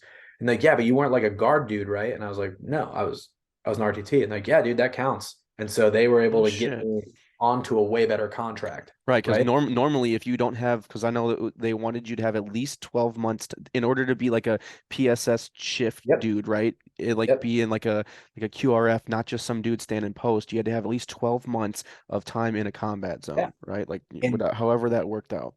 and that made it awkward. Like when I finally got to like Kabul, and these people are telling stories about Kandahar and Sangin and Marja, and like these dudes have some of them have actually been in the shit, right? And like I'm sitting there and they're like, yeah, what about you, dude? And I'm like, yeah, went to Australia, bro. And they're like, no, but like you had to at least contract somewhere, right? To like get your time. And like I would explain to them like my convoluted path to get there, and they're like, there's no way. And I'm like, well, I'm here. So I don't know Yeah. what to I not only am I here, but I have like I'm getting paid more than you guys. Yeah. Like I don't know how it happened. And it wasn't even a brag. It's just like I got really lucky, dude. Like at the end of the day. And you So know, so so then with that being said, not to cut you off, I apologize. you're good, you're good. When you do, like we've wrapped up like your time in Afghanistan, you're back, you're going to the Special Forces selection or like the 1 day tryout. Um did did that 8 months or plus or minus that you spent in Kabul, you know, did that scratch the itch in terms of you getting the time in country to be like, yes, I did deploy to Afghanistan. Obviously, not like a campaign ribbon or you're not Yeah, fucking doing yeah, whatever, but to get that experience of being forward deployed and being in like a combat, you know, you could get into it any day of the week. yeah. Did that fulfill that like yearning inside burning fire to like go on a combat deployment? Yeah, I would say for me it did. At least mostly, right? Like I didn't get in like anything crazy. Yeah, like the embassy got some VBIDs and like there were some bombs and like, there was stuff going on, but like as far as me doing anything crazy, like it just felt like I was trading time for money is all it was, right? And I got paid very well, which is nice. I was able to climb out of debt like completely. I came back with money in the bank and zero debt, right? Which is what everybody wants. Yep. And yeah, I mean, we got to go on patrols and we got to go out in town and do like low pro stuff. And like we got to do some things and that's really cool. But at the end of the day, like there's still like kind of you said, like every Marine kind of like, even though looking back, if you've been in a firefight, you're like, I don't want to, I wish I'd never had to do that, right? Like most people would probably say that. Yeah, There's still especially like a part, there's still a part that's like, man, I probably would do really good there, right? yeah. But You want to know. Like everybody yeah, has that question of like where will I stand when the ultimate test fate like I'm facing the ultimate test. yeah, exactly. So but for the most part, it did, man. And I got to say that I was over there and I got to meet some great dudes. And most of the dudes I talked to over there were like, dude, you'd be fine. Like, because I was still teaching them stuff in country and they've already deployed before, Right. And like, dude, all this stuff. Like, you would have been great. Like, you would have been solid, unless, you can't account for every round. Like, there can be a stray bullet. It doesn't matter how good you are, a bullet can just hit you. So valid points. And I still want to be a Green Beret for multiple reasons. One, I really enjoyed the instructing, like all the stuff I did throughout the Marine Corps, like I always got to instruct, like whether it was McMap or McQuist or, doing a little bit of the foreign weapons instructing type stuff, or when I was in RTT, like running in docs and teaching these dudes stuff. I really did enjoy that and just being able to see people get better. And then with the Department of State, it kind of solidified that because there's all these dudes who have been in country and they've done this and they've been on their combat deployments, and I was still able to teach them things where I was like, man, I need to be able to still do that, right? We were teaching like the Nepalese dudes who volunteer to for $500 a week to do the same job Americans are doing for $350 a day. So there was something in there where I think just being a Green Beret is like super noble job, right? Like, of course, some of them get into the shit and like it happens, but like Green Berets to me aren't just direct action, right? They're more of teaching. They're going back behind enemy lines and helping free the oppressed, Yeah, right? that And then that foreign think about internal that foreign internal defense it, side of FID, things. yeah. Yep. So I really like that about them. And like I said, I got in good shape. I had time with the boys, and I was actually there was Green Berets on my team over there that I got to talk to and like really pick their brains. And I was like, dude, I'm doing this. Like, no questions asked, I'm doing it. And came back. Like I said, I did the thing in Alabama. I told my wife, who was then at that point my girlfriend, like, hey, this is what I'm doing. She was going to school for her master's up in DC. Um, for I'm not going to say I know. I forget. But anyway, she's super smart. She has her bachelor's from FSU, got her master's in like it's like international affairs or something because she wanted to do like working with the FBI or with politicians before I knocked her up and ruined her dreams. But Yeah. uh, we're uh we're sitting there, man, and we had made this plan like where if I get selected and I'm in Bragg, like you're in DC, like it's actually closer than Florida, so we'll be able to see each other a little bit more on the weekends or whatever, whenever I have time. And it was gonna work, right? So I go up February 22nd. They made us like quarantine for 2 weeks in a hotel, which is like, wow, I have to sit for 2 weeks, eat fast food, and not PT right before selection. Like, that's crazy. So me and a group of dudes who were actually all active duty Marines, like they were still there in their MARPAT. Couple one was a scout sniper instructor, a couple were recon Marines. We were sneaking out in the middle of the night to PT. like because we were being watched during the day. We were sneaking out in the middle of the night to run around Fayetteville, like North Carolina. That's Like, fucking ridiculous, dude. yeah, That's doing push-up competitions in our room. Like, hey, dude, like how many did you do? Oh, you did 90? Like, fuck you, I'm about to do 91, like zooming each other, like whatever. And went to selection week one, absolutely killed it, man. And then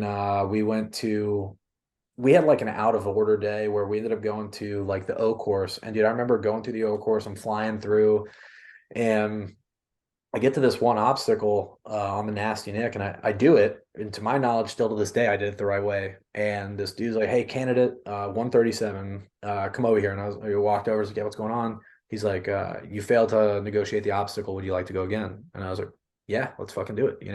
So I do the obstacle again before I even get up the rope, which is what throws me off still to this day. Like before I get up the rope, he's like, "Candidate, once you're done, come see me." I was like, "Okay." Like, there's only one way to climb a fucking rope, right? So I get down, I go over, and he's like, "At this time, you've been involuntarily withdrawn from the course. Do you have any questions?" And I was like, "Yeah, what? Like, what the fuck do you mean?" And he's like, "Yeah, you're involuntarily withdrawn." And I was like, "So I'm dropped. Like, I'm officially out of the course." And he's like, "Yeah." I was like, "All right, I need a fucking explanation. And now I can talk to you this way because I've already been dropped. Like, tell me what the fuck happened." He's like, "Oh, don't worry, it was just involuntary." And I was like, what does that "Nah, fucking dude." mean? Yeah. And so to put it in perspective, that first week when I said I killed it, like you do like a PFT, right? So PFT, I ran like a 10-minute 2 mile. Like I said, I was in way better shape than I had been in before. I did 90 push-ups, fucking 100 and something sit-ups. And when we got to the pull-ups, I did 20, right? Standards way lower than that for the army.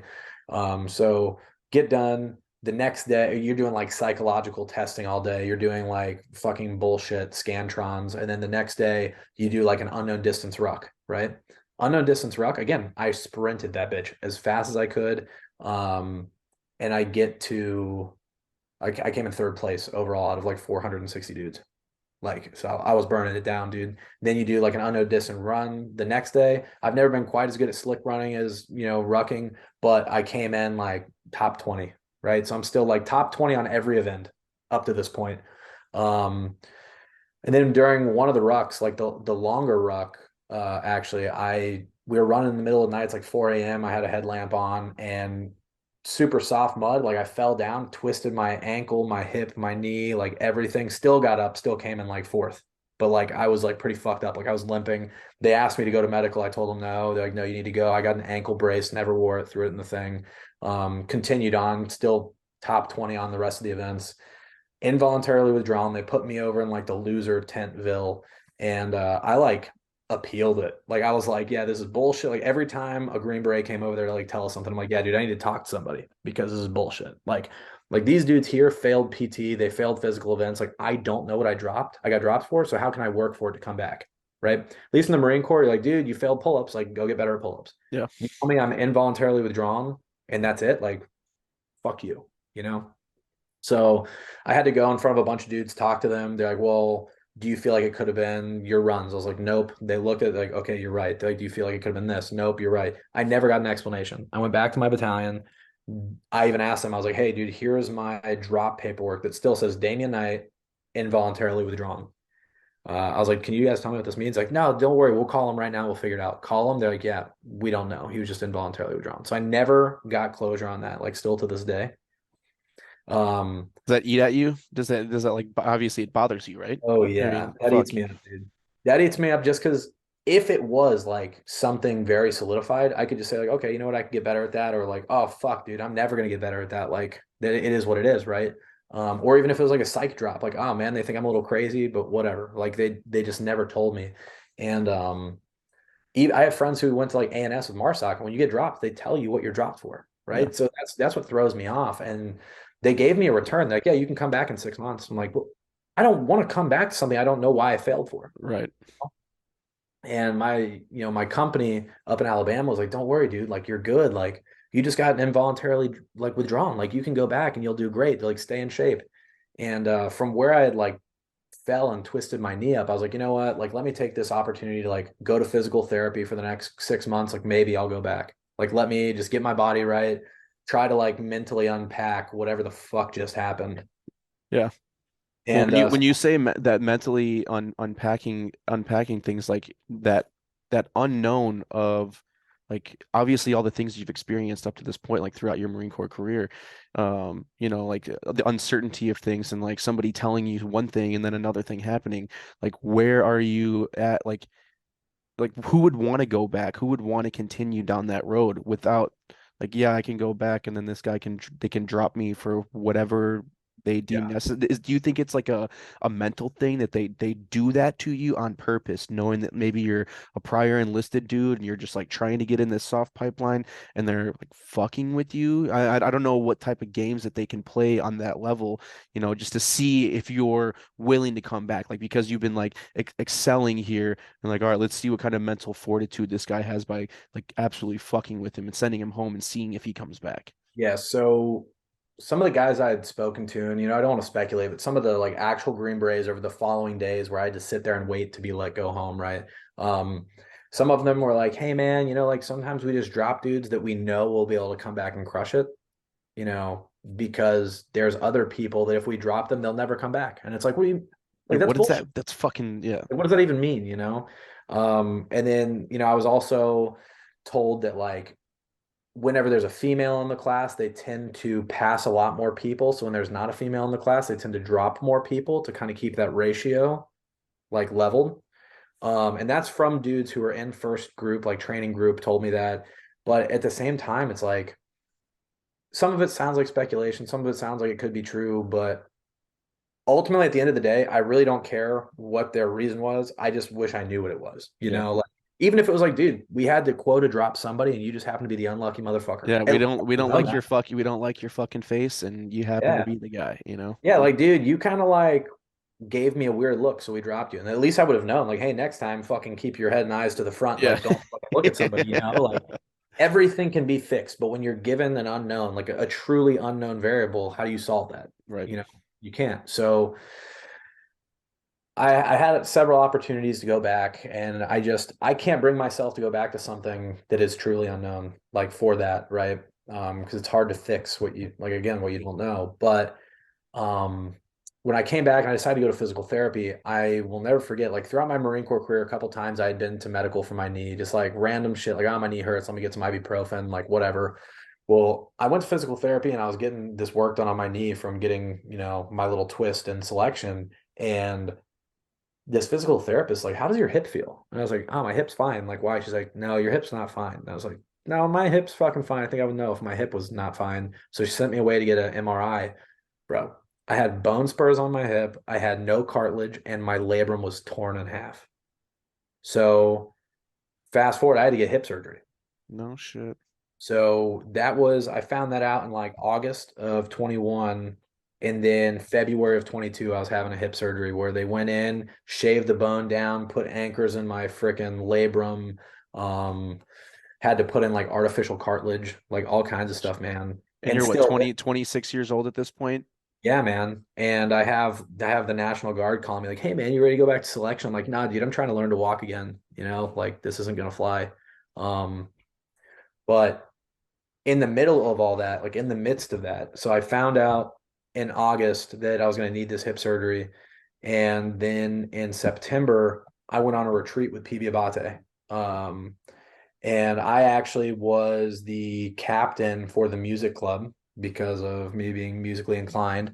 And we had a great time, man. We went up to Montana with like 6, 7 dudes. We just like played music in the woods, did yoga, like told old stories, had these like fireside chats that were great. We went kayaking down in the river, snuck a couple beers. It was a great time, just like being with the boys, writing music.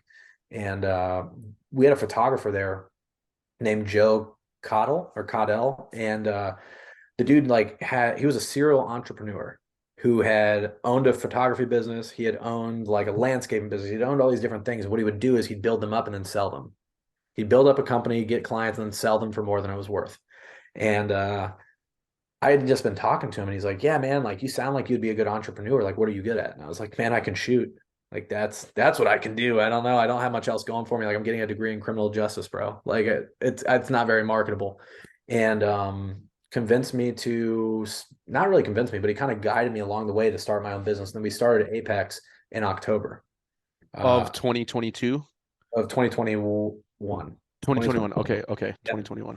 And then I ended up getting my hip surgery like 6 months later, or 5 months later. But we had our first inaugural like long range class January, like 4 weeks before I had my surgery. And it was great, man. We had a dude for our very first class, we had someone fly from Arizona. And we didn't even have an ad, man. It was like a picture of a rifle and said, like, who wants to learn how to shoot long range? You know, dude was a SWAT sniper who used to be a Marine who worked at like embassy duty, flew all the way from Arizona. We had like 6 people in the class, and that's when I realized like this could be a real thing. Like, let's try it out. Um, we had our second class in February also, or sorry, it was like March 3rd. I had hip surgery February 4th.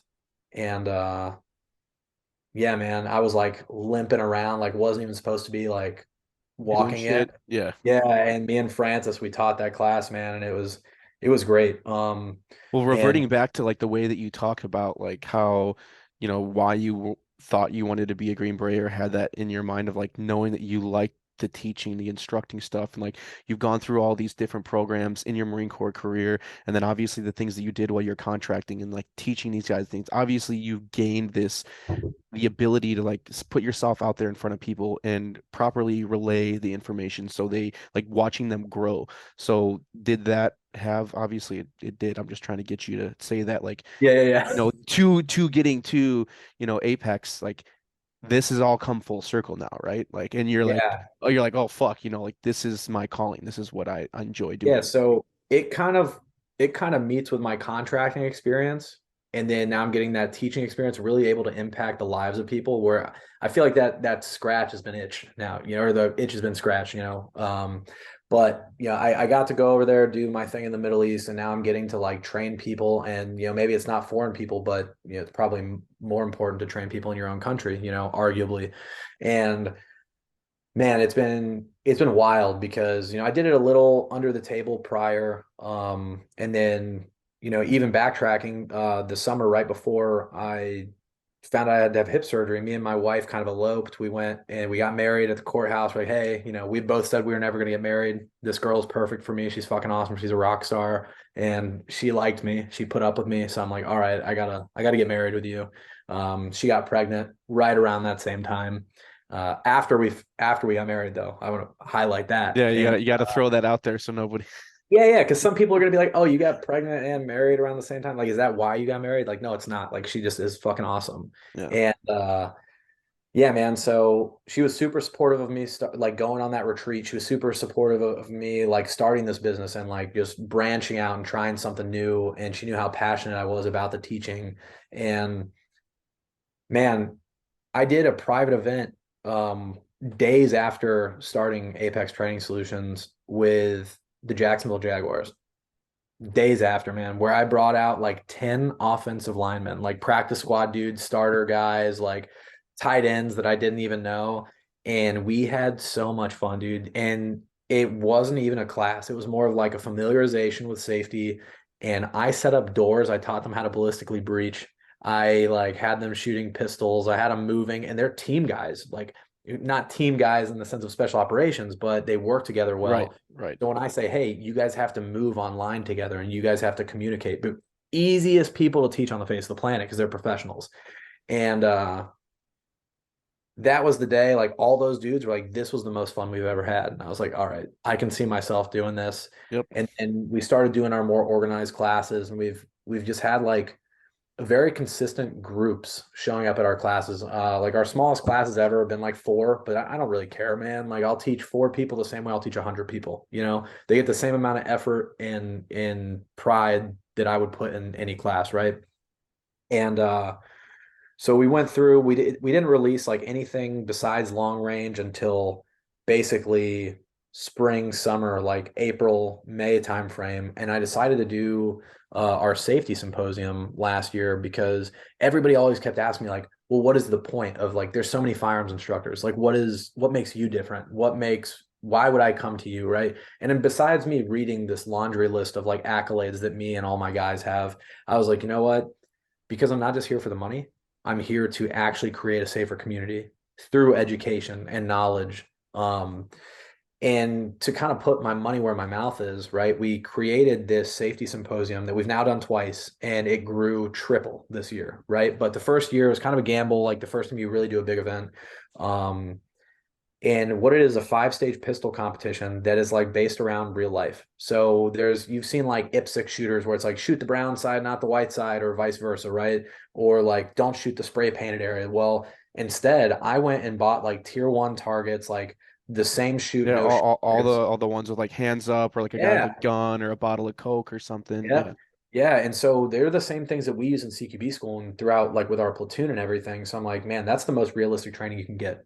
Like, so it was still on an IPSC or still the same style of shooting, but now like your no shoots, you actually have to ID the hands. You actually have to like make a conscious decision to Right. shoot, right?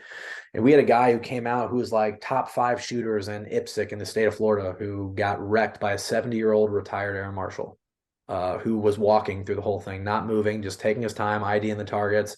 And that kind of for us really like set the pace. People are like, wow, these dudes just set up this competition where the prize table is like 40 grand thanks to like great sponsors that we Dear had. God, seriously.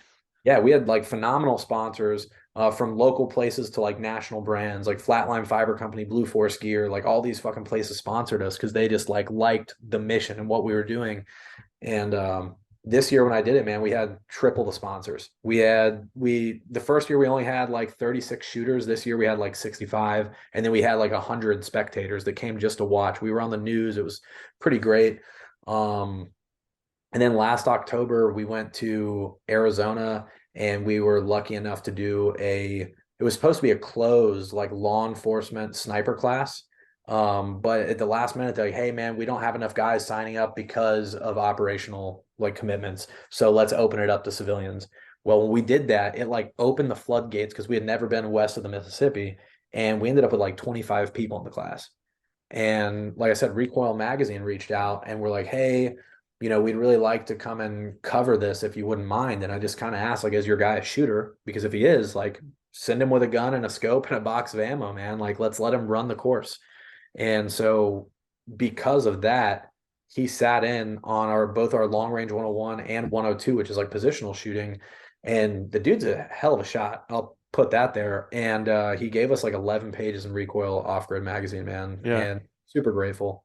Yeah. That's awesome, dude. And that's like that right there is something that like some people like pay for, to like Yeah. get their business sponsored, like, hey, we'll pay for you guys to come out here and like write an article about us. Like, but you Yeah. had the opportunity to just allow, and you guys, you kind of just like gave him the seat in the class for free, right? Just to run Yeah, it. yeah. No, like you show up, man. Like if you bring everything you need, here's a gear list, like it's free for you. So I guess if you want to look at it that way, like I guess we paid with intellectual property, right? But Yeah. we didn't give him any, we didn't drop a penny to this guy, right? And we were expecting, like I said, like a real small column, maybe a page. And then when he sent that to me, I was like, oh my God, this is awesome. Like, now it's something I can show my kids. It's something I can show my Yeah. friends and family and just Yeah.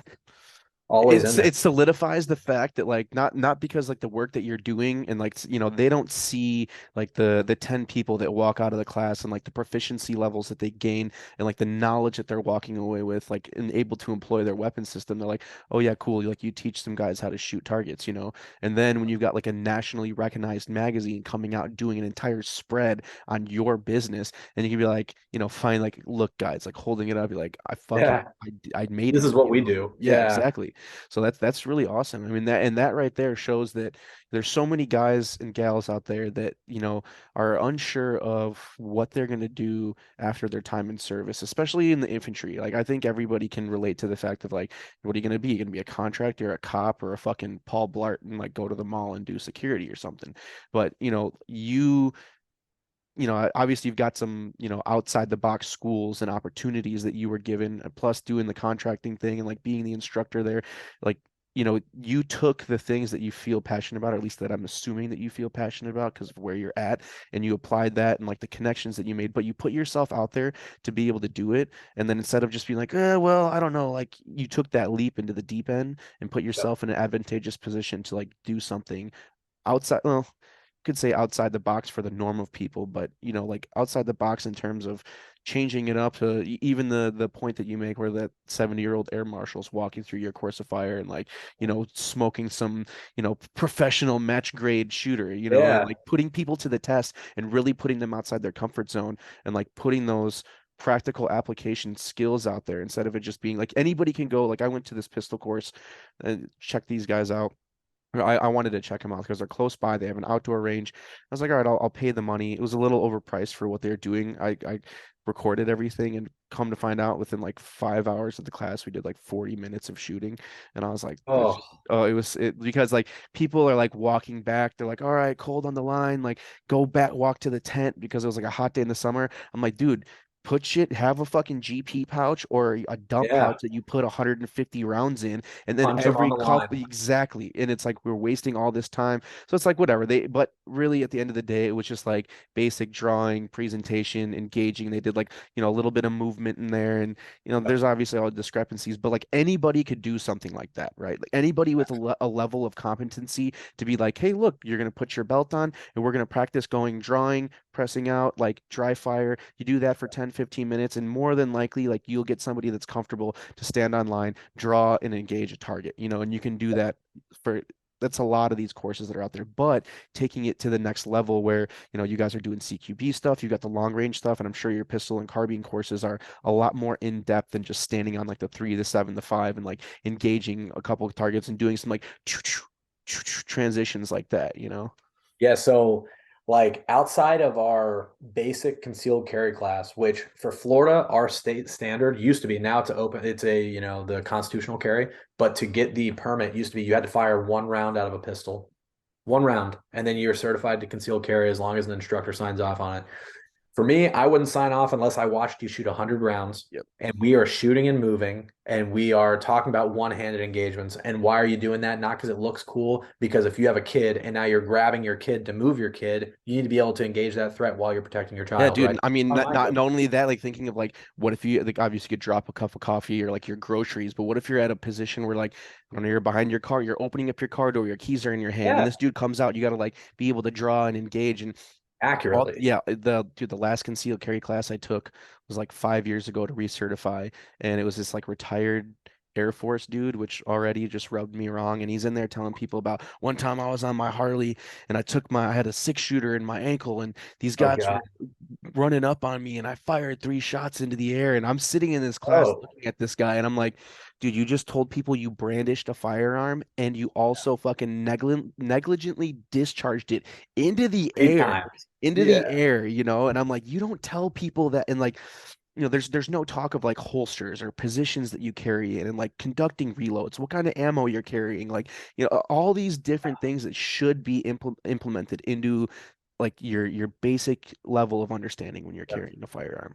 Yeah, and with that, like we just decided to kind of we shifted our business model just a little bit because there's so many people who go to like either half-ass courses or they like will look at me and be like, "Hey man, like I would love to come to a course, but I don't have $200 to come to a defensive pistol class. Like I just don't have it." So now we jumped on board where like all these companies are doing their Patreon things, right? Well, ours is a little different. So, for example, starting like $5 a month, you get all of our knowledge for free, basically, right? And that's like you're going to get some long range, some pistol stuff, some employment stuff. We'll do gear reviews, like all the normal stuff people do. But then at $30 a month, which some people are like, man, $30, that's kind of a lot. You also get 3 of our $250 level classes a year for free, included in that. So no matter Nice. how you do the math, it's Yeah, you 300 like bucks for the year and you're getting $750 worth of value plus free swag every quarter, stuff like that, you know. yep. And the ability to go through the archives in the library that you have and be able to look Exactly. back on any of that stuff. So you go and do the practical, and then you're like, okay, shit, like they were What did he talking say? about like, Yeah. yeah, exactly, exactly. So Yeah, that's because fucking awesome. we had someone come to our long range class and that's not a cheap course. It's $780 for 2 days on the range, 16 hours. And this dude came through and he shot phenomenally. He hit me up like a month later. He's like, "Hey, so when Francis was talking about ballistics, he said that one thing. What did he say?" And I'm like, "Dude, I don't know I don't which one know. thing. Like Yeah, yeah. there's a lot of things about ballistics.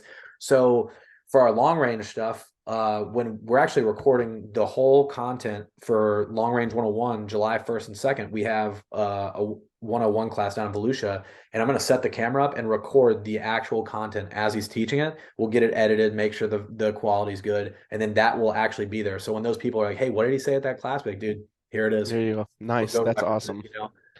And that way, people also don't say like, "Oh, well, you didn't teach that at the class. Like this is different. You're saying it different." Like, no, that is exactly what you get. Now you know. And so it also goes the other way. If someone pays a subscription, like, "Hey, I can't make it to this class, but I'll make it to one in 6 months," they could have gone through all that material and they come to class with their questions. You know, they're like, "Hey, you said this. I don't really understand what that means." And so it really bridges the gap. And even at our highest level, which comes out to like $1,500 a year, which is kind of a lot of money, you get $5,000 worth of classes. No shit. And Yeah, that and so they that's can that take yeah. any of our long range classes, even like we have one that incorporates carbine, pistol, and like long guns. That's $1,000 course. Like you could take that, you're just paying $125 a month.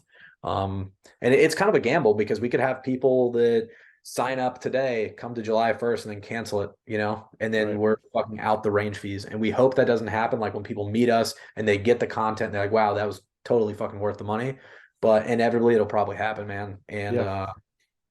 it's something that we're doing because again, like we care for the community. We want them to get this knowledge. We want them to have it accessible all the time. And like you said, there's so many people out there that don't have the credential, and not even the credentials. You don't need the credentials. They don't have the ability to really give good material to the community, and Yeah. they're doing it, and they're making a liability is what they're Yes, doing. that They're creating 100%. liability. Like you guys are doing it to a level that you know that you're producing like comfortable, competent, capable shooters of people that are like know the nomenclature, they know the whatever goes into the course of fire that you guys are teaching, and you've got people that have, Yeah. whatever type of that my phone? Oh no. Yeah, no, for whatever type of people, whether they be instructors that are like guys that ran SWAT teams or they were Yep. scout snipers or a Navy SEAL, and you're able to relay with people that have on-the-job experience as well as this eclectic training background of all these things meshed into one. So you're giving people this like the most top tier level of like in-person and online instruction that you can get. Yeah, exactly, man. And as much as I'd love to say, like, I teach it all, which I started out teaching it all because I was alone, right? And then we bring Francis in, who is a Razorback, meaning he's been to every single scout sniper school that the Marine Corps has. And now he's an instructor at the urban and aerial school. So the dude is incredibly intelligent, has a photographic memory. So if you have a question, he knows the answer. We brought in two other dudes who were in RTT with me, one that was in 3-7, had multiple combat deployments to the Middle East. And then we have Sandusky or Tony, who was an RTT with me, and then he went to 1-4. And when their MEU actually went to Syria, he was one of the guys there who got to go. And then we have another guy we just brought in who I can't even say his name, but he is an active 75th Ranger Regiment sniper who has 6 combat deployments as a sniper. Yeah. And he's been to not only the Army basic course, he went to the Green Beret course, the Special Forces sniper course. He also went to Marine Corps aerial and urban and mountain. So like we're trying to expand and get more people that way. Like, hey, if I'm teaching something that's messed up, they can be like, yo, there's new ways to do it. We have Right. the freshest Right. content, the most up to date, everything. And that's what we intend to keep doing, just building a staff and then hosting classes all over as much as we can. Good. Yeah, so you have that mission for where you're gonna go, like where you see yourself in a year, 3 years, 5 years from now, and like how you want to expand the company. We is there how does this, with that transition and kind of like finding your purpose, when you got Apex together and where you are at now, like through the last like what year and a half, 2 years of you having your own business, do you feel that like I guess all the stressors and struggles and things that you were worried about previous to that, like it's kind of come and, does it add more stress or take it away in terms of like figuring out where what the future holds for you? So if you had asked me that even a couple months ago, I would have told you a lot of stress because so we obviously started off, things started a little slow and it got real hot last summer. Like we started teaching a lot of classes, a lot of people DMing us, a lot of private events. It was great. And then I had this great idea because I started owning this business that for all intents and purposes, I did not know how to run, right? I was just shooting from the hip. And I decided since I earned my bachelor's degree in criminal justice, I applied to get a master's of business. master's in business management, and I got accepted to the program. And I was trying to make it fit into my GI Bill. I was like, well, I got a year left, so I'm going to do this 2.5 year master's program in a year. So on top of running this, I was taking 3 to 4 master's classes a semester for the last year, and I just graduated with my master's in business management in May. Beast Right. mode, So dude. yeah, able to take a breath for once, right? Yeah. Um, but at the end of the day, man, like I would say that it definitely is heading in the right direction. We still need to pick up some steam. We just applied for that FFL. We're gonna be selling some firearms, building some firearms. Hopefully, we are working with a couple other companies on developing some new type of firearms, right? So we have a lot going on. Like I said, a lot of training going on. We're about to add like 15 classes to this calendar. So we're gonna have a lot going on, man. And it definitely this year has been going a lot better than last year. To anybody like looking to start a business, just know that in your first year, you're probably not going to make money. Yeah. All your money you make is going to go right back into it. And even in the second year, like it's still like you'll be like, oh my God, we made 10 grand. Sweet. Well, I got to put 9 grand into it, but I made a grand. Like, hey, we Hmm. got money we didn't have last year.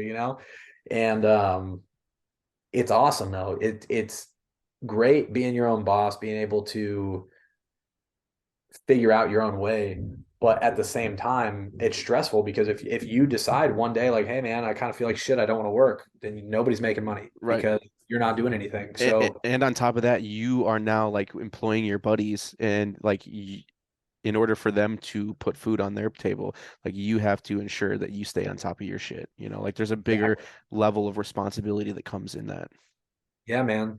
And on top of that, like I'm staying busy between we have like our normal classes. What's really cool is every week for the past legitimately 8 weeks with like a 1 week gap, kind of somewhere in the middle there. I've done private events for the Jacksonville Jaguars where I'll take out like a group of wide receivers and we'll just go out and shoot for a couple hours. I've been like having CEOs from massive companies like come out and like, hey, like we've heard about you through the grapevine. Would you mind doing an event for us? And I'm like, yeah, sure. Like, let's do it. So as much as we train like the average everyday person and like the guys who are like LARPers or whatever, we've like somehow like got launched into a very high end clientele too Yeah. because they've seen the product that we put out, and it's great, man. Dude, I'm so happy to hear you say that, because like that gives me hope for what I'm about to. I was like, a buddy of mine runs a nonprofit organization here in Chicago called Merging Vets with Players, and he's very well connected to. I'm trying to get involved with that organization Dude, right now. I will connect. Okay, so we'll talk about this Yeah, offline. sideline. But anyways, he's like connected. I guess we could just talk about this offline. Anyways, gonna get connected with the Chicago Bears and the NFL alumni in the Chicagoland area, and I'm gonna be putting on courses of fire for them and like doing just like some basic rifle and pistol shit, and do like some range days where these guys get to come out. Like I've got all the gear, I've got all the firearms, got all the TA targets and all the fucking everything. Like, yeah, Got the land, so I'm gonna get these guys out there, and like they're super pumped about it. It's just getting all the logistics set up, and allocating the ammo, knowing how many people are gonna be there. I got a buddy of mine that's a private chef. He's gonna like do some grilling and flipping burgers and shit like that while we're out there. So it's gonna be fucking yeah. sweet. So I'm I looking might have to forward to fly it. out, man. Dude, I was gonna suggest, if you want to, you're more than welcome. Come on out, Yeah. dude. We'll get it all. But yeah, we'll get you hooked up with MVP. I'll connect you with my buddy, and get all that shit squared away.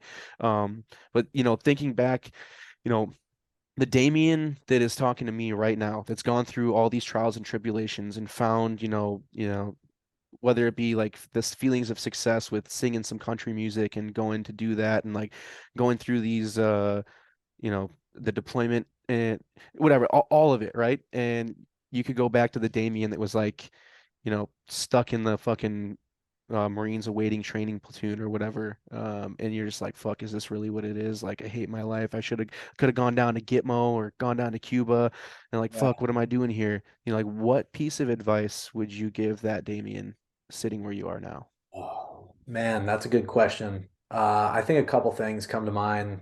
One, surround yourself with better people, right? Don't find the most pissed off person there and stay around them the whole time. Find someone else who's motivated, find something that motivates you.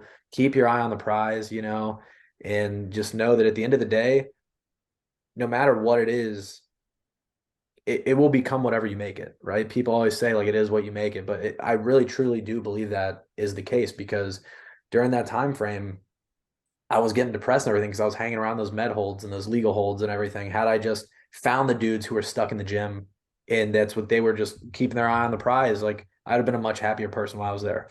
So definitely do that. Keep your eye on the prize. Don't get married too soon. Uh, Yes. Definitely would have slid that one in there. Uh, Don't make a stupid mistake. But at the end of the day, everyone has to make their own mistakes, and that's how you grow. So yeah. who knows where I'd be at this point if I never did that. I know I wouldn't have one of my daughters, and that would suck because she's a rock star. So Yeah, and with that, you get to these points of friction, these huge stressors, and you get people that are, going through divorce, maybe lost a friend to suicide, had a rough deployment or something, and they're like down in the depths. Like you've been to these certain points as well, right? Like you're like, fuck man, like feeling low, like giving up on yourself. You could say that it correlates to the question I just asked, like what would you tell your younger self? But this is more so, what would you tell somebody that's out there listening to the podcast and they're like, you know, looking for some insight, like motivation to keep pushing through like a tough time that they're going with right now. mm.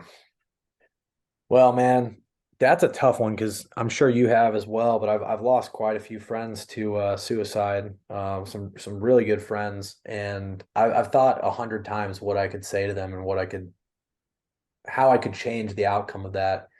And I think it's very situation dependent. Like everybody's going through something different, but every single person on the face of this planet has a hard life. And I know that's kind of like how can some millionaire have a hard life, right? Because he's got it all. He's got money, he's got friends, he can go pay for whatever he needs.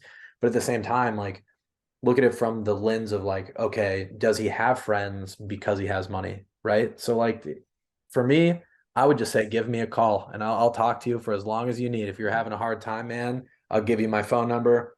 Give me a call, slide into the Apex DMs, whatever you need. I am an open book and I can listen because I've fucked up just as much as the next guy and I'm willing to talk through anything you got going on. Yeah, that's like the biggest thing right there, I think, is like honest and open lines of communication. Like nobody's gonna know if you're struggling. You can hear all these people like, man, nobody reached out to me, or nobody's like, why didn't you reach out to your buddies? Like if you're going Exactly. through a hard time, don't be the person that's sitting back like, poor me. Because I mean, I've been there. Like, why aren't people noticing that I'm struggling right now? Why aren't people noticing that I'm going through a hard time? Well, it's because you put up these walls and you create these barriers and you prevent people from getting in to even asking those types of questions. So I think the biggest thing, like you said, like reach out to those people. Like even like the relationships and the connections that I've made through, it sounds silly sometimes when you think about it. The connections I've made through social media and the people that I've talked to, like when I'm feeling down, if I might see something they say or we're having a conversation, they're just talk about these things. Like you don't have to be, some people will probably like scold me for this or like, slap me on the dick and be like, I'm not a mental health professional, but I've been through enough stress and struggle and strife in my life to come out the other side knowing that like when those times get tough, like you don't need to revert back to like taking your own life. Like that's the last thing that anybody wants. Yeah, And don't it's be like, afraid to ask for help. yeah, definitely. And reflect on how you would feel if your best friend you found out today your best friend took his life. Now think the minute you do it, someone else is getting that call about you, and that'd be enough for me Yep. personally. But everybody's going through something different, so Yeah. And last hardcore in-depth question I have for you. This is one that, whatever. Through your time in service, like obviously growing up, seeing the GWAT, obviously you're probably middle school or not, probably like grade school or something when 9/11 happened. But basically being a GWAT baby, growing up through the whole experience, joining the Marine Corps, obviously like you get to a point where you could have deployed, you didn't, but you deployed, with a contracting company, and like you see this whole culmination of, the war in Iraq, the war in Afghanistan, the instance that happened in Kabul with the Abbey Gate bombing and the pullout that we had and complete disastrous, I don't like to get political with it, but we all know that that was a disastrous, evacuation and the way that it happened.